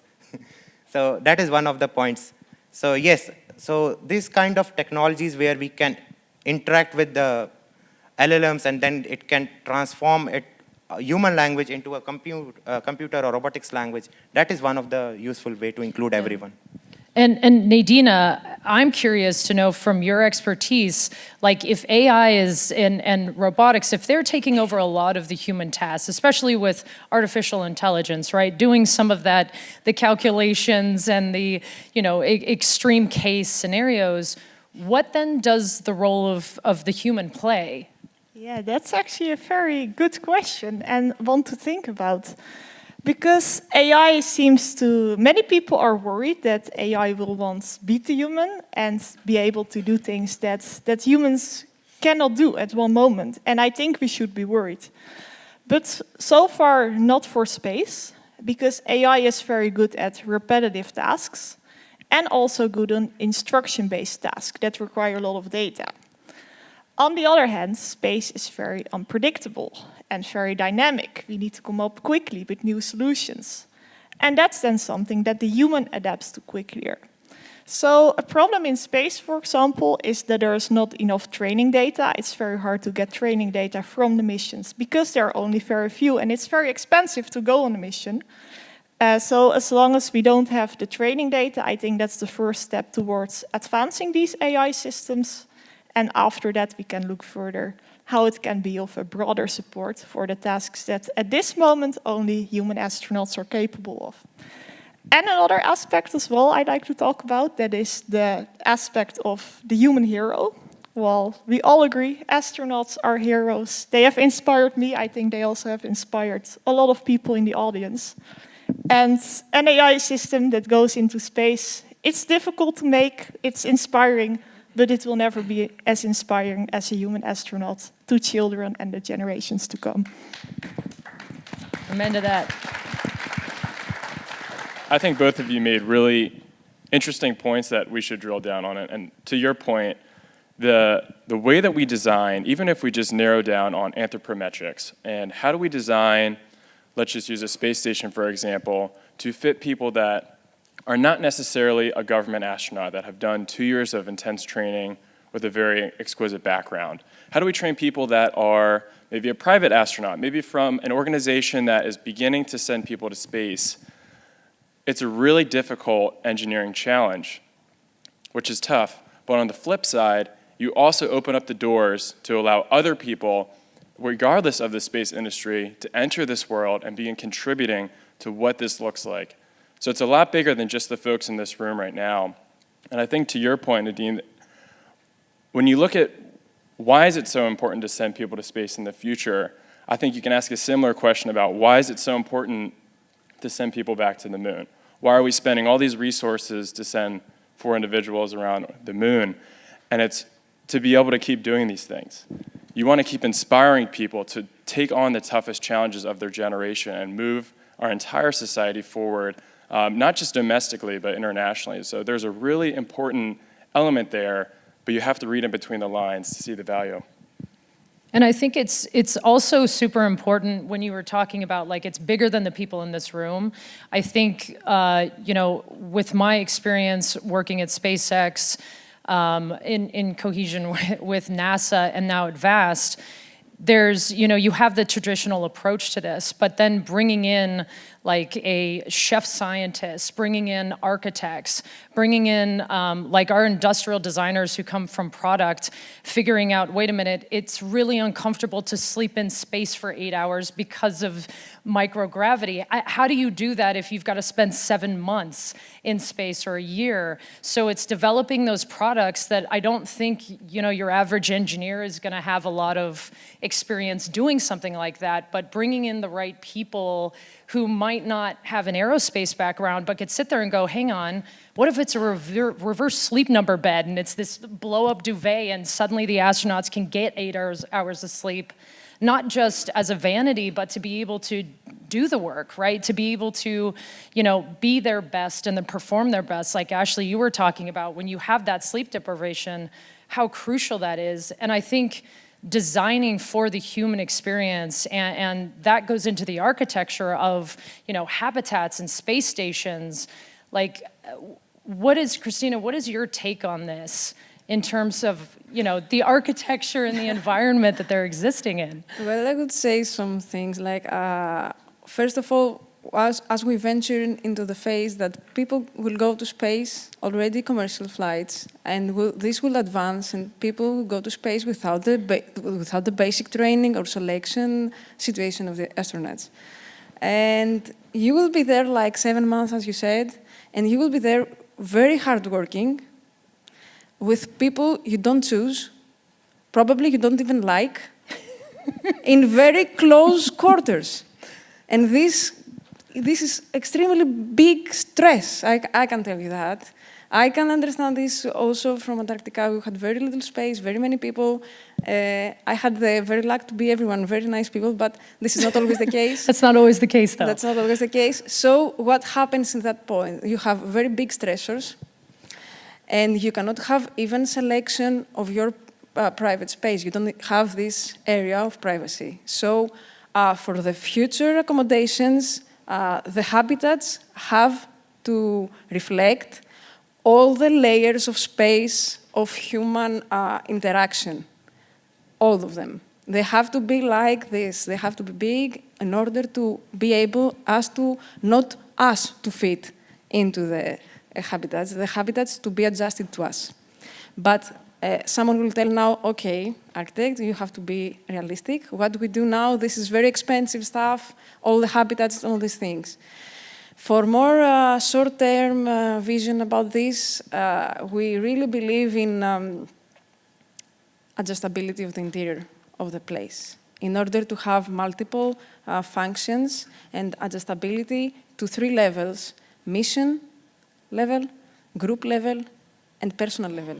And you have to have all of these levels of adjustability, customization, and transformability in order to be able to adapt to different behavioral scenarios. This will help extremely much, we believe, the psychological challenges and emotional challenges of long-term confinement. If I may just add a little bit onto what Please. you were saying, because I absolutely love everything that you were saying, and I feel like that just fed right into some of the actual experiences that we had in the habitat for the 240-day mission. You know, there's even small things that you might not think affect your work or how you feel. Like, for example, like having a toilet or a cleaning area next to a workstation where someone's supposed to be doing an experiment. I know that sounds crazy, but that brings a level of discomfort to the human, mentally and behaviorally. And so, you know, designing something like that, or even something as simple as the clothes that the astronauts are going to be wearing inside of the habitat. I'll tell you, we had one pair of sweatpants that we had to wear for about 2 weeks straight before we could rotate. And, you know, in our personal cargo package that we could bring in, you know, I brought in an extra pair of, like, you know, hiking pants or something like that. I fit it in, you know, really small, got it in. And my other crewmates were like, oh my gosh, like, I wish I had thought of bringing another pair of pants, because what do you feel like when you're wearing sweatpants? You know, you don't feel like you're motivated to work. You don't feel like you're motivated to work next to somebody using the toilet. You don't feel, I know these things sound crazy when I'm saying them out loud, but these are actual things that need to be incorporated into the design of future habitats. Even like, you know, right now on the inside of the ISS, you know, when you see the interior, you know, it's mostly equipment and white walls, essentially. When I was in the analog, for some reason, you know, the interior was more wooden looking, right? Wooden kind of interior makes you feel probably more cozy. Maybe that made our experience a little bit easier than what it actually would have been if we had white cylindrical walls all around us or metal walls. And so, of course, we're not going to be bringing wood into space, but maybe there's a coating that we can put on in the inside that actually makes you feel, you know, more ready to work and ready. We're developing our space station with white oak veneer for that very reason. Well then. Quite literally. But it's great that you say so that, true, because yeah. you don't think about those things, right? And you think, okay, it's space, it's 2001, A Space Odyssey. But when you're in there day in and day out, which is why I love those analogs, you know, for that reason, is all of these things we take for granted. I mean, the pandemic was like a global analog for that in a way. But to be able to understand like what home feels like, what comfort feels like, and it's not about vanity, it's about productivity and how you feel. One of the big things on my analog that I did at Mauna Loa was the importance of coming together as a group to share a meal together. And I know you're in microgravity, but we've developed also like a deployable table, because even if you're in microgravity, being able to like strap yourself to something and come together as a group. I mean, we have been doing that since we've been living in caves, right? That's a human, read the book Sapiens, it's great. But it's just, we shouldn't ignore those primal things that we take for granted, but when you're in a confined space in an extreme environment, they become so crucial to the future and productivity, right? Yeah, I mean, 100% agree with all of that. And, you know, I just want to kind of touch back also on, you know, something that all of our panelists were saying earlier with designing future of human spaceflight. You know, currently on the ISS, you know, I mentioned that human effectivity and human interaction with the systems is really important. Now, currently on the ISS, we also lose a lot of astronaut productive time, due to the way that systems are designed right now. You know, even something, you know, robotic systems.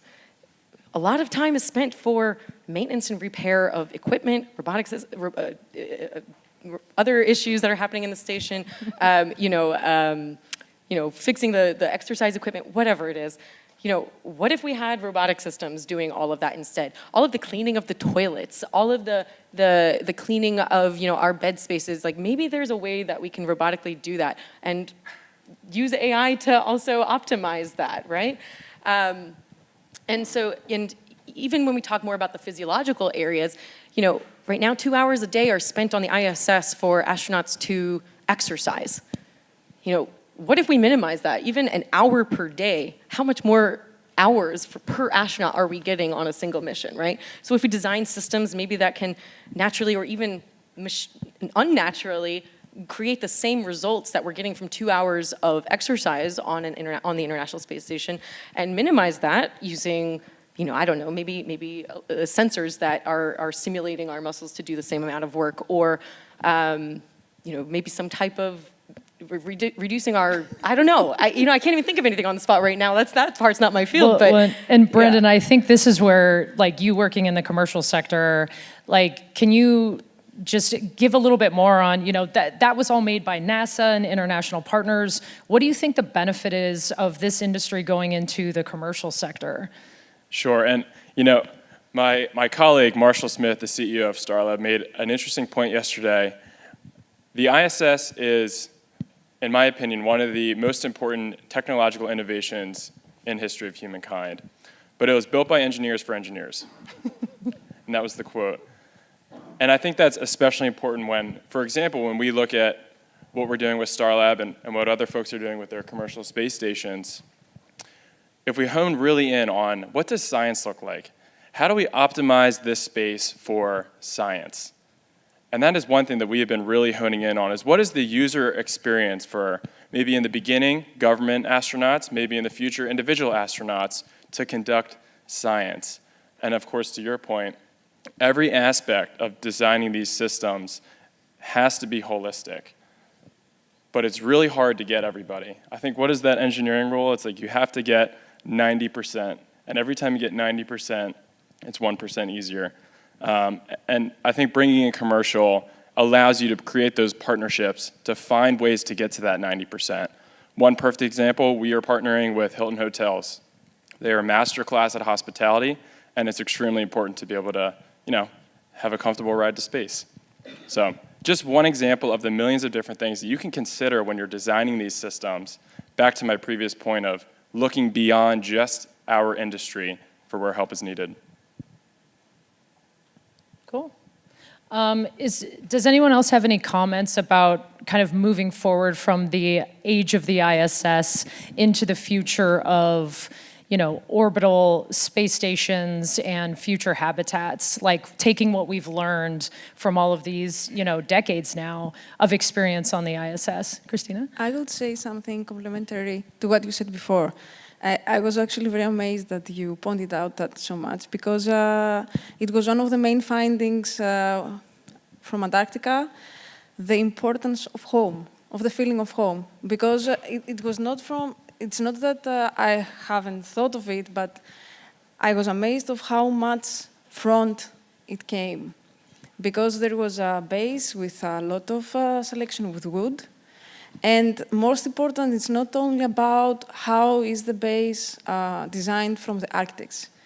It's that these people there, which I thank them very much for every kind of assistance I had, they had the opportunity and the feeling that they can be very drastically customizing their environments. This is very important, because it's something that we have at our homes, and it's more the self-expression on your space, it helps very much.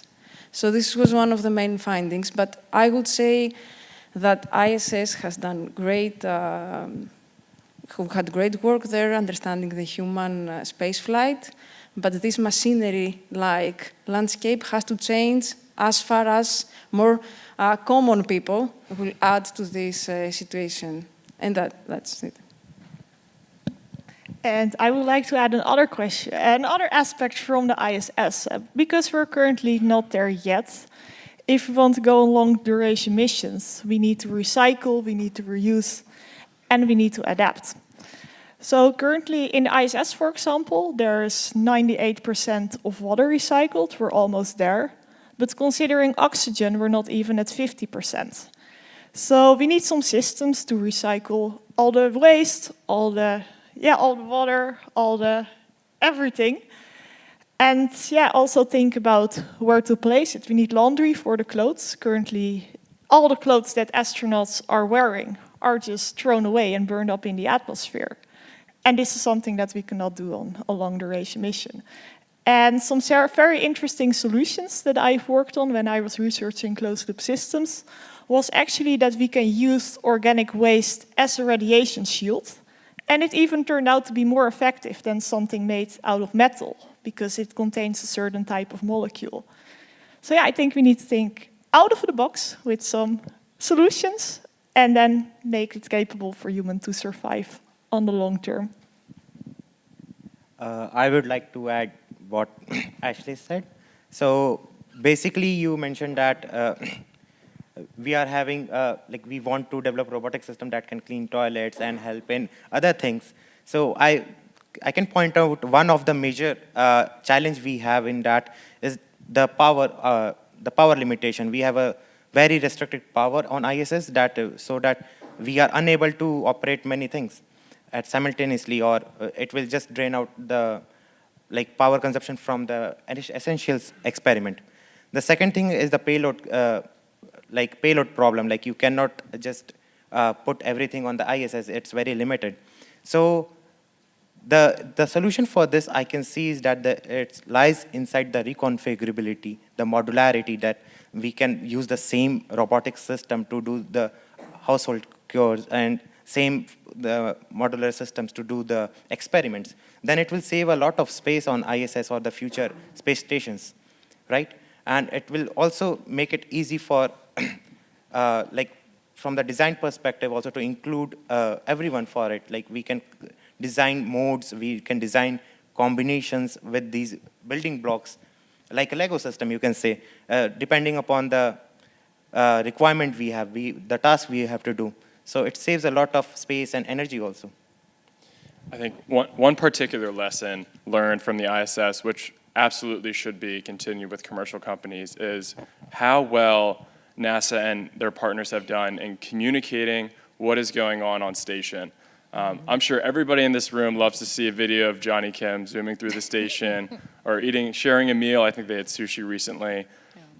These are really important. These are the things that get people in my generation and the generations succeeding us fired up about these things and fired up to pursue science and pursue research and pursue STEM, which ultimately will land them and land society in a much better spot than it would have been otherwise. So there is an engineering element, and there's absolutely a timeless legacy element which impacts everyone. And how do you communicate that to the world, right? Because part of this industry is built on that, collective imagination and desire for humanity to go out, over that horizon and seek new worlds. I mean, to boldly go, right? It is difficult, and I think one of the most important ways is just finding these people that are just absolutely turning the wheel on the ship. There are some people in this industry, I've met several here throughout the week, that have been just doing some wonderful things. Very important that you communicate what you're doing with the world. It's unbelievable. So for all the engineers in the room, it's great to share what you do. So one last question that I have that's open is, what concerns you the most about the future in the next 20 to 30 years with human spaceflight? And if you don't want to end on a Debbie Downer, what also makes you most excited and hopeful about the next 20 to 30 years in human spaceflight? I can go first. Okay. I have two cases. You can say that first one is very recent. I'm worried about the policymakers. Okay? I was just going to say the same thing. You have heard the news in the morning about the US government shutting down for a few days, maybe, we don't know. So that hampers the space programs a lot. So we are talking about what will happen in the next 20, 30 years, but we don't know what will happen the next day because of the policies we are making. And the major gap we are facing is that the policymakers are not the engineers or the actual astronauts working on the ISS or something. So this is one of the case. The second case is like I will take of ISRO, Indian Space Research Organization. Like the basic foundation of ISRO is to serve its people. Like they are mainly towards the Earth observational satellites, and that is also limited to the Indian subcontinent. But now, due to Indian policymakers, they are now moving towards more, like you have heard about the Gaganyaan mission. They are now trying to send Indian astronauts on the moon. You have heard about the Bharatiya Space Station. They are building their own space station to 2040, by 2040, I guess. So from these two case studies, you can say that one of the most critical thing which we cannot predict and which plays an important role is of a policymaker. And it's not in our hands because we are not the policymakers. But we have to keep building and designing, right, despite all of that? Yes, for sure. The uncertainty, yeah. Does anyone else have something to add? Go ahead. Yeah, my main concern is that we're going separate and that we're not going together. So what we see at this moment is that countries are more into national space programs compared to how we did it with the ISS, when we worked on something big that has never been done before, but then we did it together. And I think going together brings a lot of hope and many good things, but also challenges. Well, people from different cultures have to collaborate, and we also need to adapt for that. It's often easier to, you often look for friends. Those are people that are similar to you. So also in cruise, it's expected that they collaborate sometimes better if people have similar habits, similar cultures. But if it's not the case, we need to adapt for that. So in AI assistance, actually the topic I start with, I can also end with. Because AI assistants, those are voices. And in those voices, of course, you need to account for different cultures, for different values, for different accents, different languages. Even, have you ever wondered why AI voices are always female? It's because they're perceived to be more helpful and assistive. But if you listen too often to it, it can also introduce biases that all female are like that. So those are all small things that we need to account for in inclusive design. Have you actually ever wondered why all systems are tested on male mannequins? It's also something. If it would be tested on a female mannequin, then maybe I doubt if how many men would even dare to board the spacecraft. So yeah, I think that's important to account for everyone, but also account for standardization, because going to space is already very complex and we shouldn't make it more difficult than it is. And then what excites me the most, I think that is spin-off technologies that come from a mission to Mars. Well, going so far encourages us to think about problems that we would not think about here if we would stay on Earth. And I hope that all those beautiful technologies from recycling systems also can contribute to a more sustainable and better place that we're having now for all the humans that are living on Earth. I'll counter your cautionary tale with something. Yes. That was great. Well done. Maybe I'm biased because I work in the industry, but what I have noticed is that there's a change in the perspective of space. It has always been, why do we need to go to the moon? Why do we need to go to Mars? Why do we need to spend hundreds of millions, potentially billions of dollars on these big, ambitious missions? But what is changing is that people realize, and I'll quote my good friend Dave Marsh, that space is for Earth, and the applications of space for Earth are becoming more and more present in our daily lives. We see it with connectivity. We see it with any type of biopharmaceuticals. Just within Starlab alone, we're going to be able to grow organs and test on your tissue to see how you can use certain medicines and how your body accepts it. There are millions and millions of these different examples, and people are getting it now. So I think the one takeaway that I am seeing is that space is for everybody, and space is for Earth, which is a really important message to take home. Taking Agreed. that from Brendan's, it's very important all this, how we take advantage from the space research. For me, it's always why should an architect be in Antarctica, or why should an architect have involvement in the space industry? First of all, what scares me most for the next years, it's about the challenges we face here on Earth now, because we do face challenges, to go back there.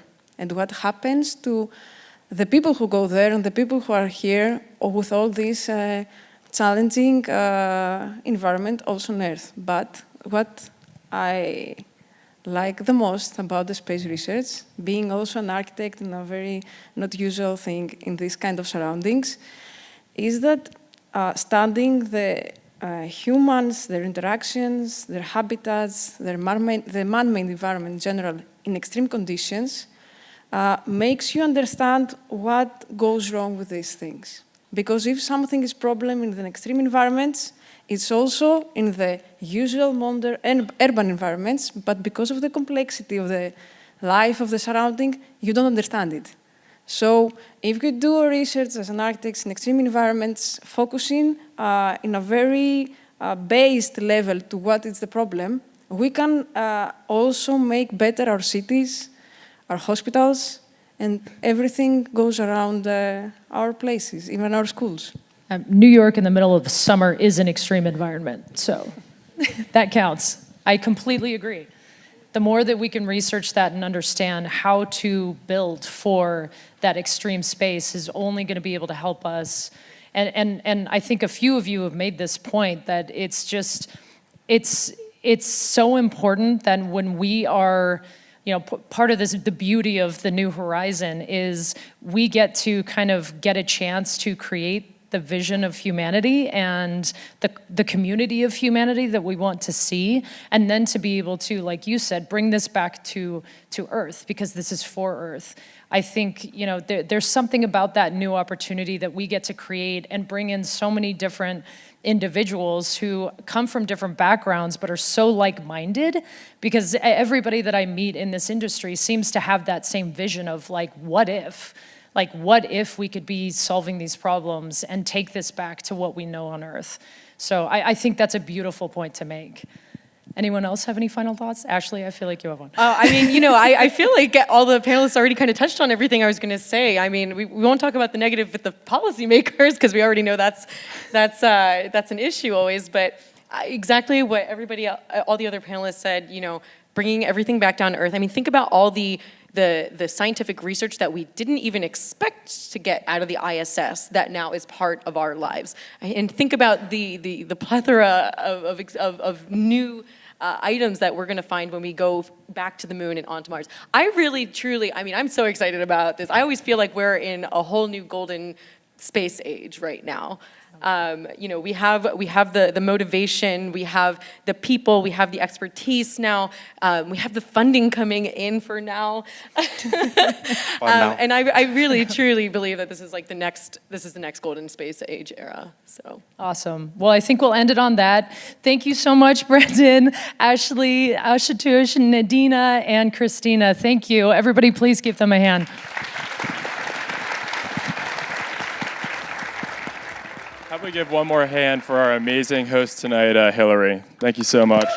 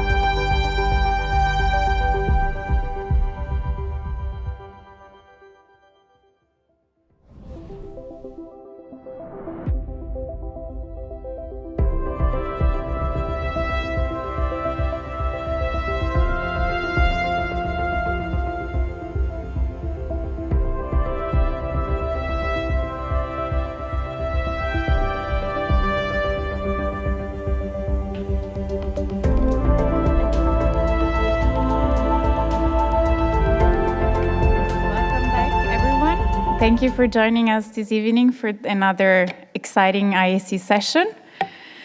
The next session, it's actually a highlight lecture on the topic of ADRAS-J, First Encounter with Space Debris.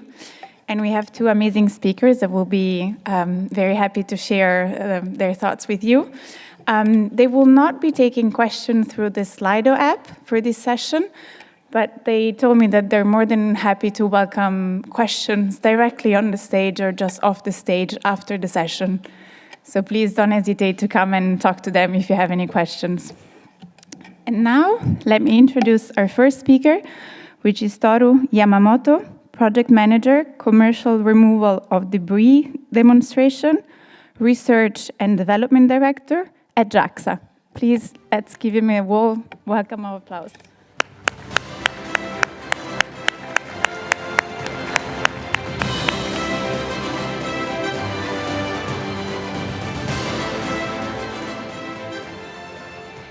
And Toru will be joined by Chris Blackerby, Group CEO of Astroscale.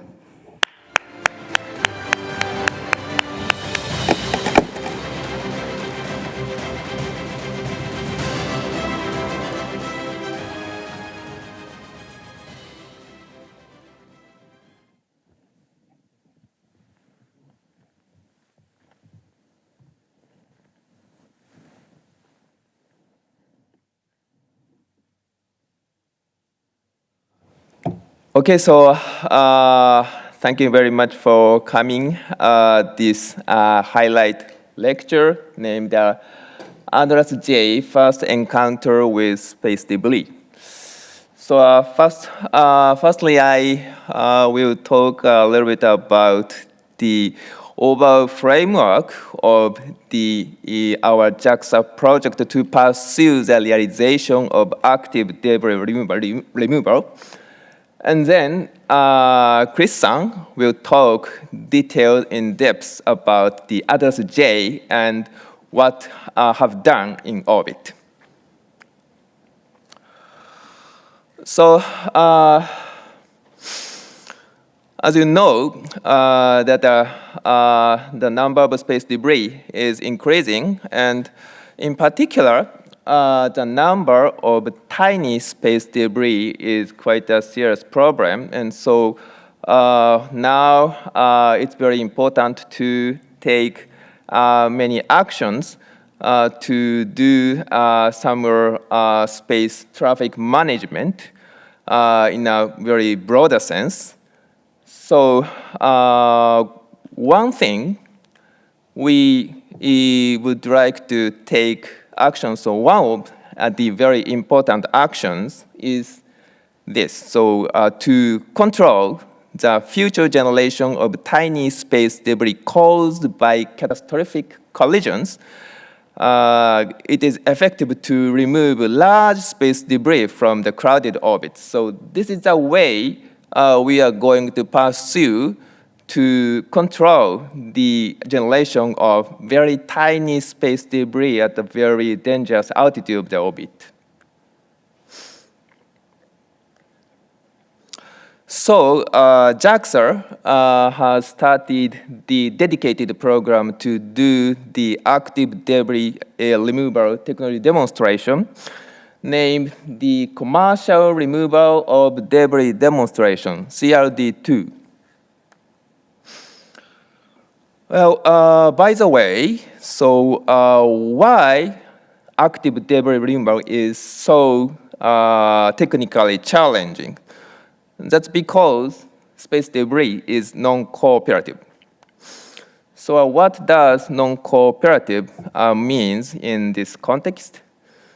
So for example, the very typical cooperative target like International Space Station has functionality like attitude control and communication and GNSS navigation and fiducial markers and laser radar reflectors and also docking mechanism. However, typical non-cooperative target like space debris does not have any of these functionalities. So that's the reason why it is very hard to even approach or mostly to capture or tow or release that space debris in orbit. So because of these technical challenges, we decided our CRD2 project structured into two phases, one another. So in the phase one, the demonstration spacecraft demonstrated the technology of rendezvous and proximity operation towards non-cooperative target space debris and do the investigation of the space debris.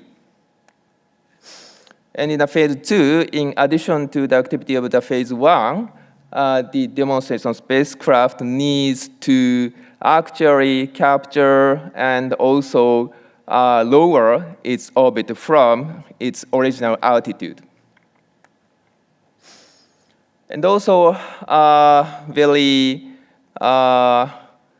very unique point of this CRD2 project is, so to say, the private public partnership. So under this new partnership type contract, JAXA does not develop or operate spacecraft.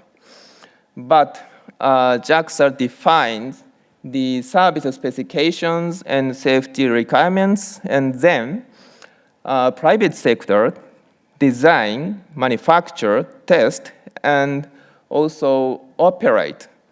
And in addition, business development also. And in return, JAXA provide technical advices and also dedicated provider technical facilities and also provide their intellectual properties from the research and development activities in JAXA. And Astroscale Japan has been selected as a partner company for both CRD2 phase 1 and phase 2. The target space debris was very carefully selected, and this is the one, the target space debris of the CRD2 project.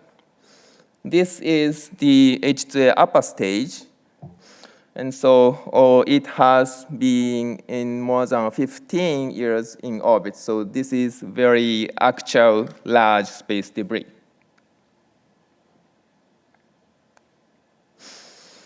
So what the demonstration spacecraft needs to perform on orbit for this Reality Phase 1 project? There are actually 4 services to be performed. One is the service to do a rendezvous to the non-cooperative target space debris. And the second one is fixed point observation service, which means the spacecraft need to control its relative position to the space debris very precisely and take images for a while. And the third one is the fly around observation service, which means the demonstration spacecraft need to fly around and continuously take its space debris images. And the fourth one is the spacecraft need to left the proximity of the space debris and goes to the safe disposal orbit. So what is the intention behind of these 4 services to be performed? Actually, there are 2 reasons, 2 intentions. The one is the acquisition of full-range non-cooperative rendezvous and proximity operation technology, which is applicable to a variety of on-orbit servicing missions.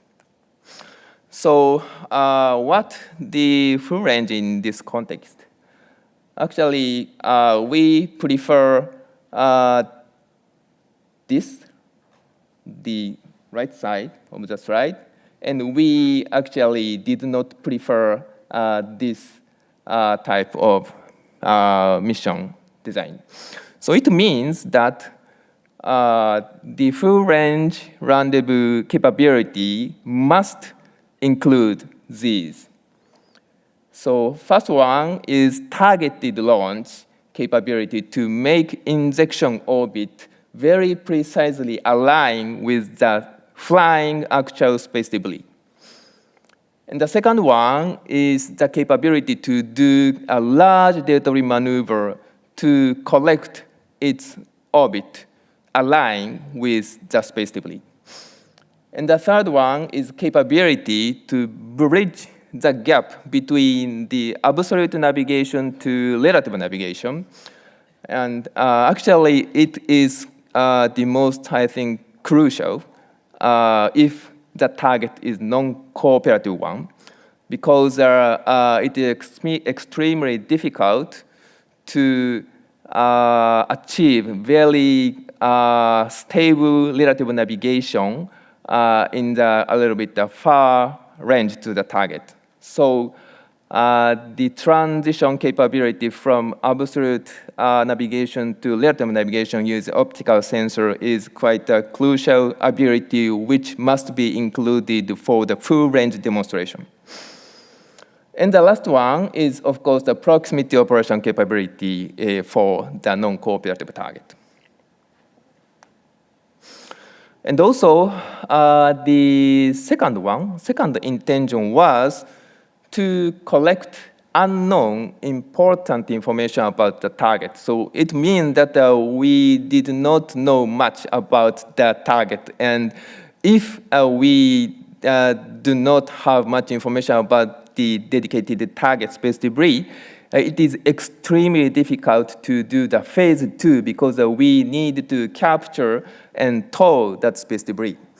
So in the phase 1, it is very important to acquire this information by images like attitude motion or surface material conditions or infrared radiation or mechanical condition of potential capture points. So that's the second intention. We set the 4 services. And to do this technically challenging mission, JAXA provided a very intensive and also in-depth technical support. Like we provided over 200 technical advice, mainly about rendezvous and proximity operation, and also satellite development. And also, it includes the research and development of the angles-only navigation, which is, so to say, the very important key technology to bridge the gap between the absolute and the relative navigation. And in addition to this, we developed a large-scale motion simulator facility, which enables the demonstration spacecraft guidance navigation system can be verified on ground in the hardware in the loop system, hardware in the loop simulation. So this, excuse me. So this is the dedicated facility Saturday for this large-scale closed-loop simulation.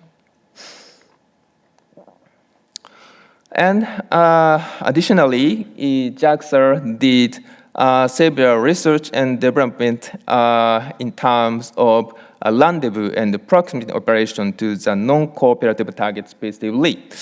So for example, infrared image simulator or LiDAR image simulator or thruster plume impingement detumbling technique or something like that. So that kind of intellectual property also provided to the private sector.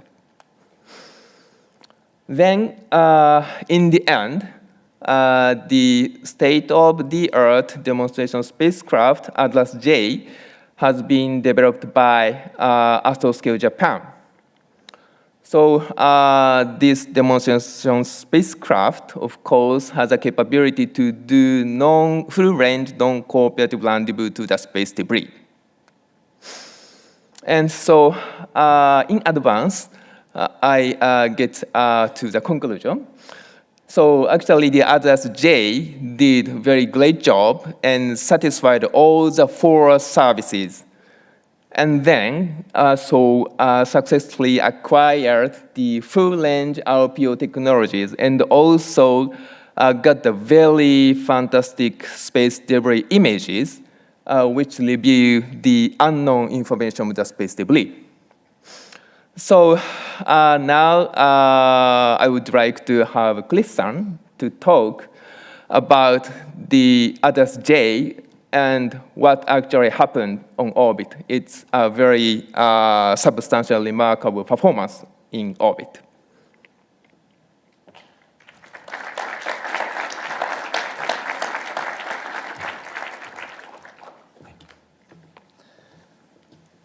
Thank you, Toru-san. And thank you to everybody here for staying so late. It's almost reception time. So the fact that you're here at the end of the day on Wednesday means a lot to us. Thank you. So before I start, I would like to give a lot of recognition and appreciation to JAXA. This was a groundbreaking mission. It was a very forward-thinking mindset that JAXA had to even put this forward. To allow the private sector to bid on something like this took a lot of creativity and a lot of trust.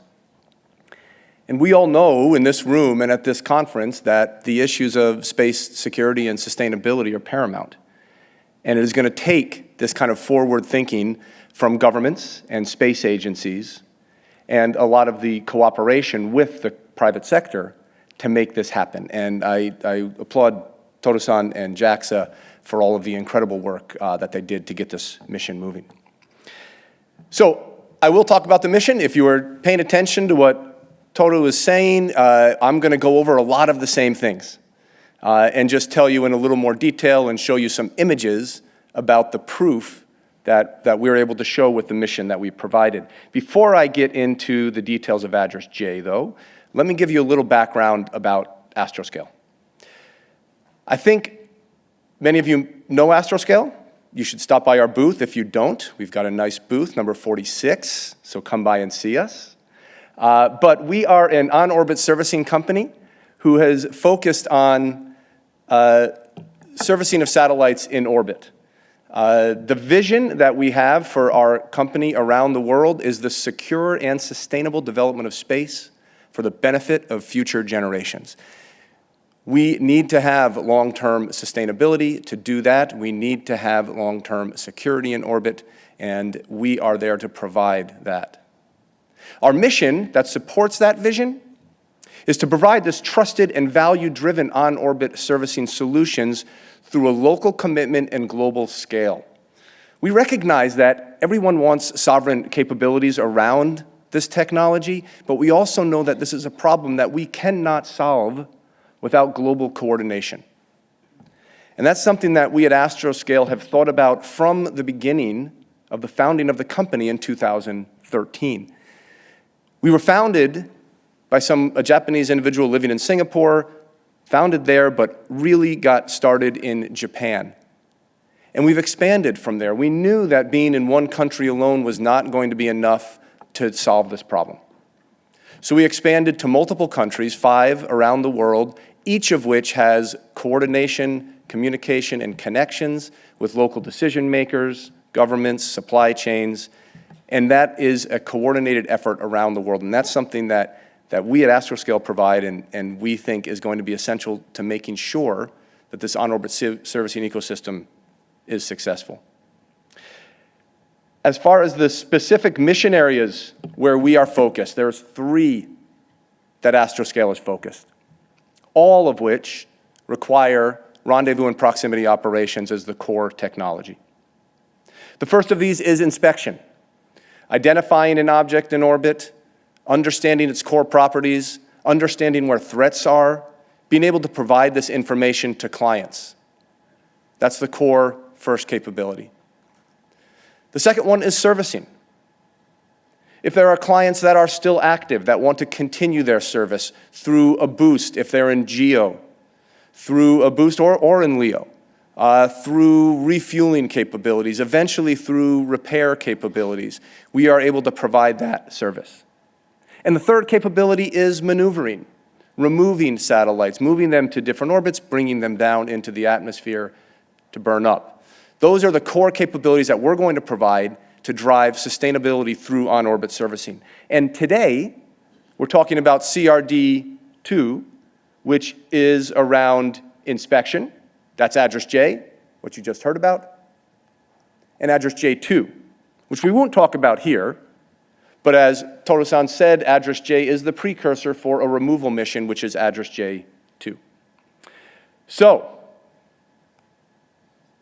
rendezvous proximity operations, this is the core to all aspects of on-orbit servicing. Toru-san went through these already, but really there are some key aspects that I'm going to go over about what we did with Address J, the launch, the identification of our client, and absolute navigation to get closer, switching over to relative navigation.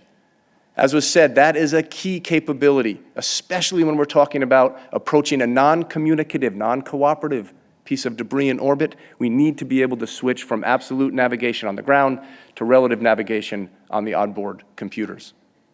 And then coming in close for inspection, rotation around the client object. And then we didn't do that 5th section here, but capture.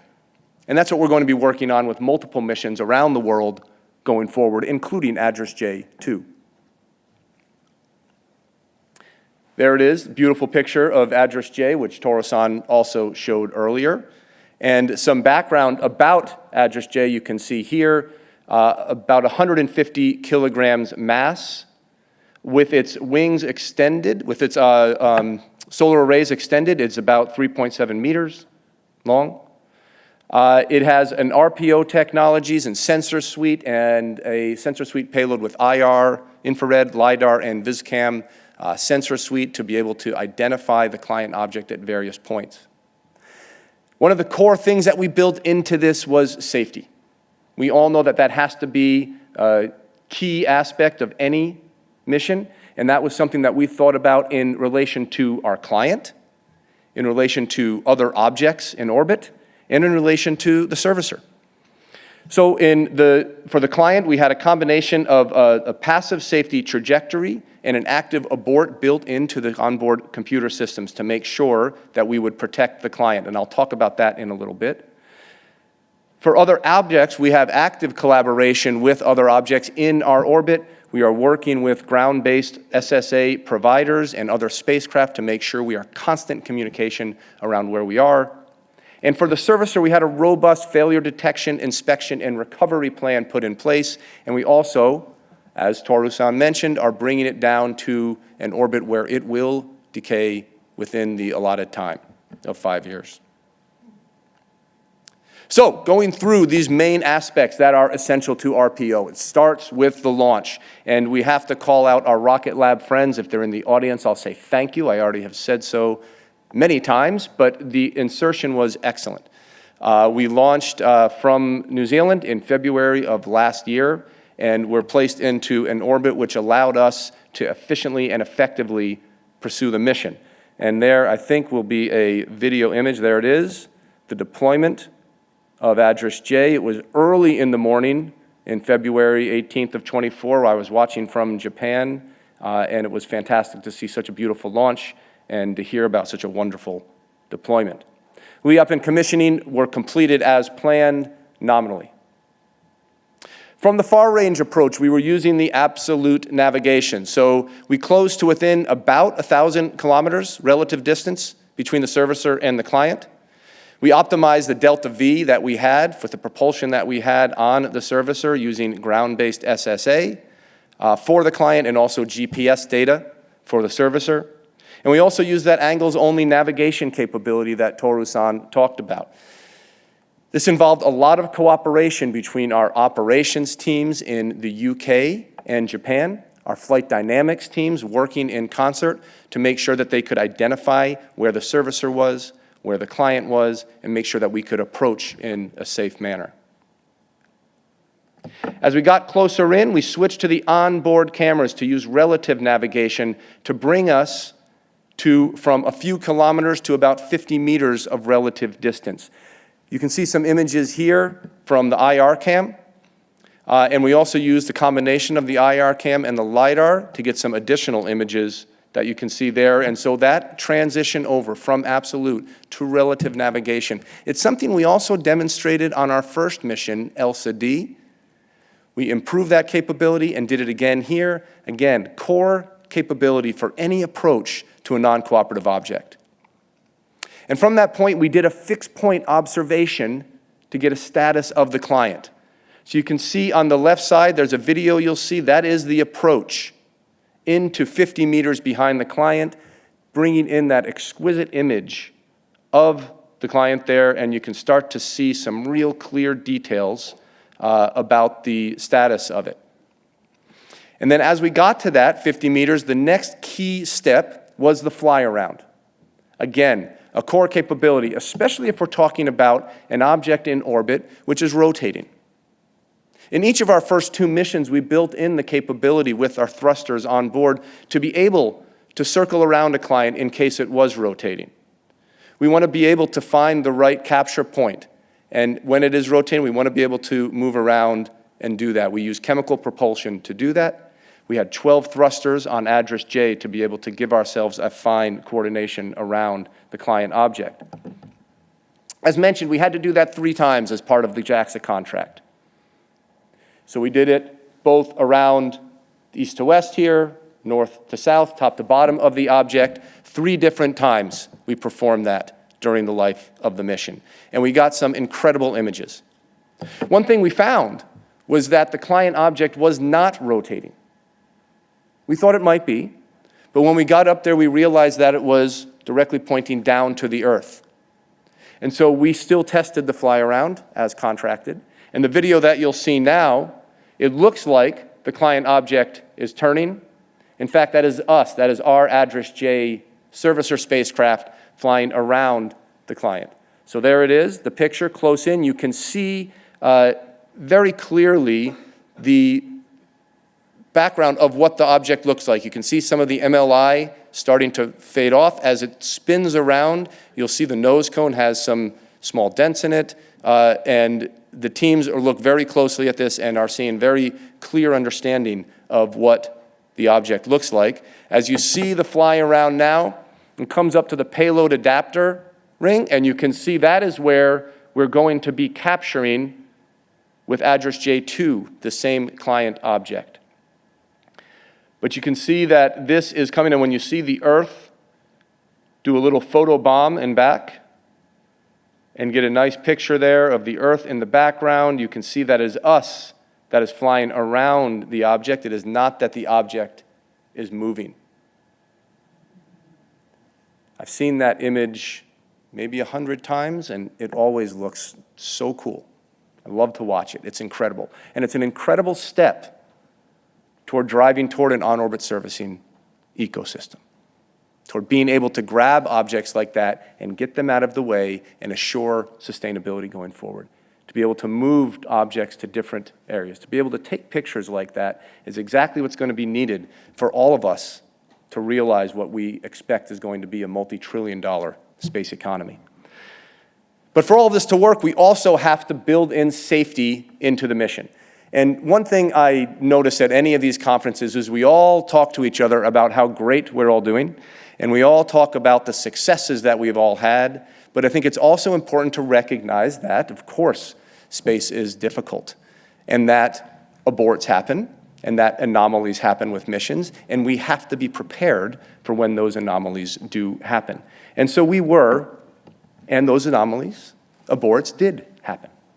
So during some of our approaches into that close-in fly-around, we would move in. This is a bit complicated of a slide, but if you follow the green lines, you can see that we moved in a nominal approach. We got to within 50 meters of our client object. We began the fly-around, and then our onboard computers detected an anomaly and aborted automatically and moved into an abort trajectory about 100 kilometers in front of the client object. We had a reapproach plan. This was all part of the mission in advance. And we know that a timely recovery is essential in missions like this. On-orbit servicing, we're going to learn as a community that on-orbit servicing is going to be something that needs to be taken care of quickly. We're seeing that in some of the requests for missions that are coming up now, that when there's a problem that's recognized, we need to be able to launch and service it and identify it quickly. The same is true in orbit. And so after the anomaly, the recovery that we made took between 4 and 8 hours.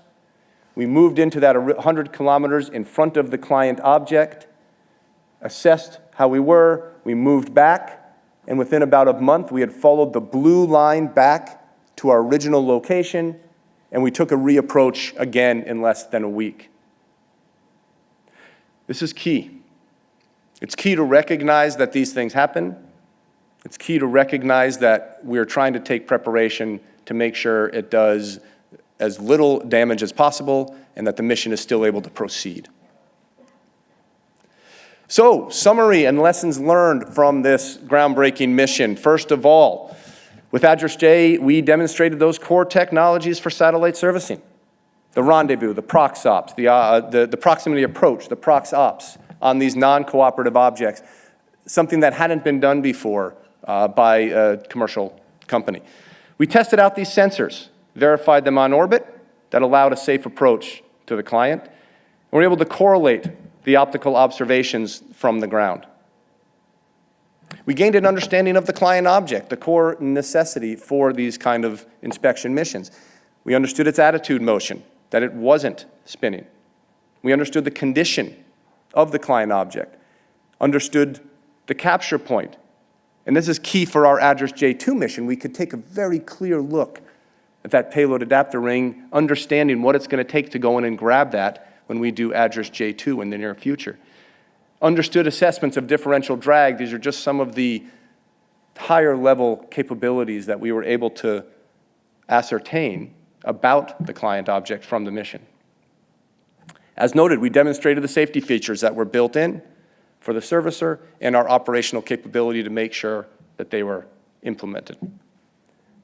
As I mentioned at the top of my remarks, we highlighted the importance of the core partnership between governments, space agencies, and commercial players. Again, this is going to be essential to make sure that this works in the future. We need to work together to make this successful. And all of these, every one of these things, these bullets on there, from safety to cooperation to technical capability to understanding your client object, that is what is going to make the on-orbit servicing sector successful. That is what is going to make our orbits sustainable and commercially viable. So, thank you very much for all of your time. As the moderator said, Julia said at the beginning of this, we won't be taking questions here on the stage, but I know Toru-san and I are very happy to talk to people as they come up. So we'll be available right here. Please take time to come up and ask us any questions, either now or later. And have a wonderful rest of the evening, everyone. Thank you.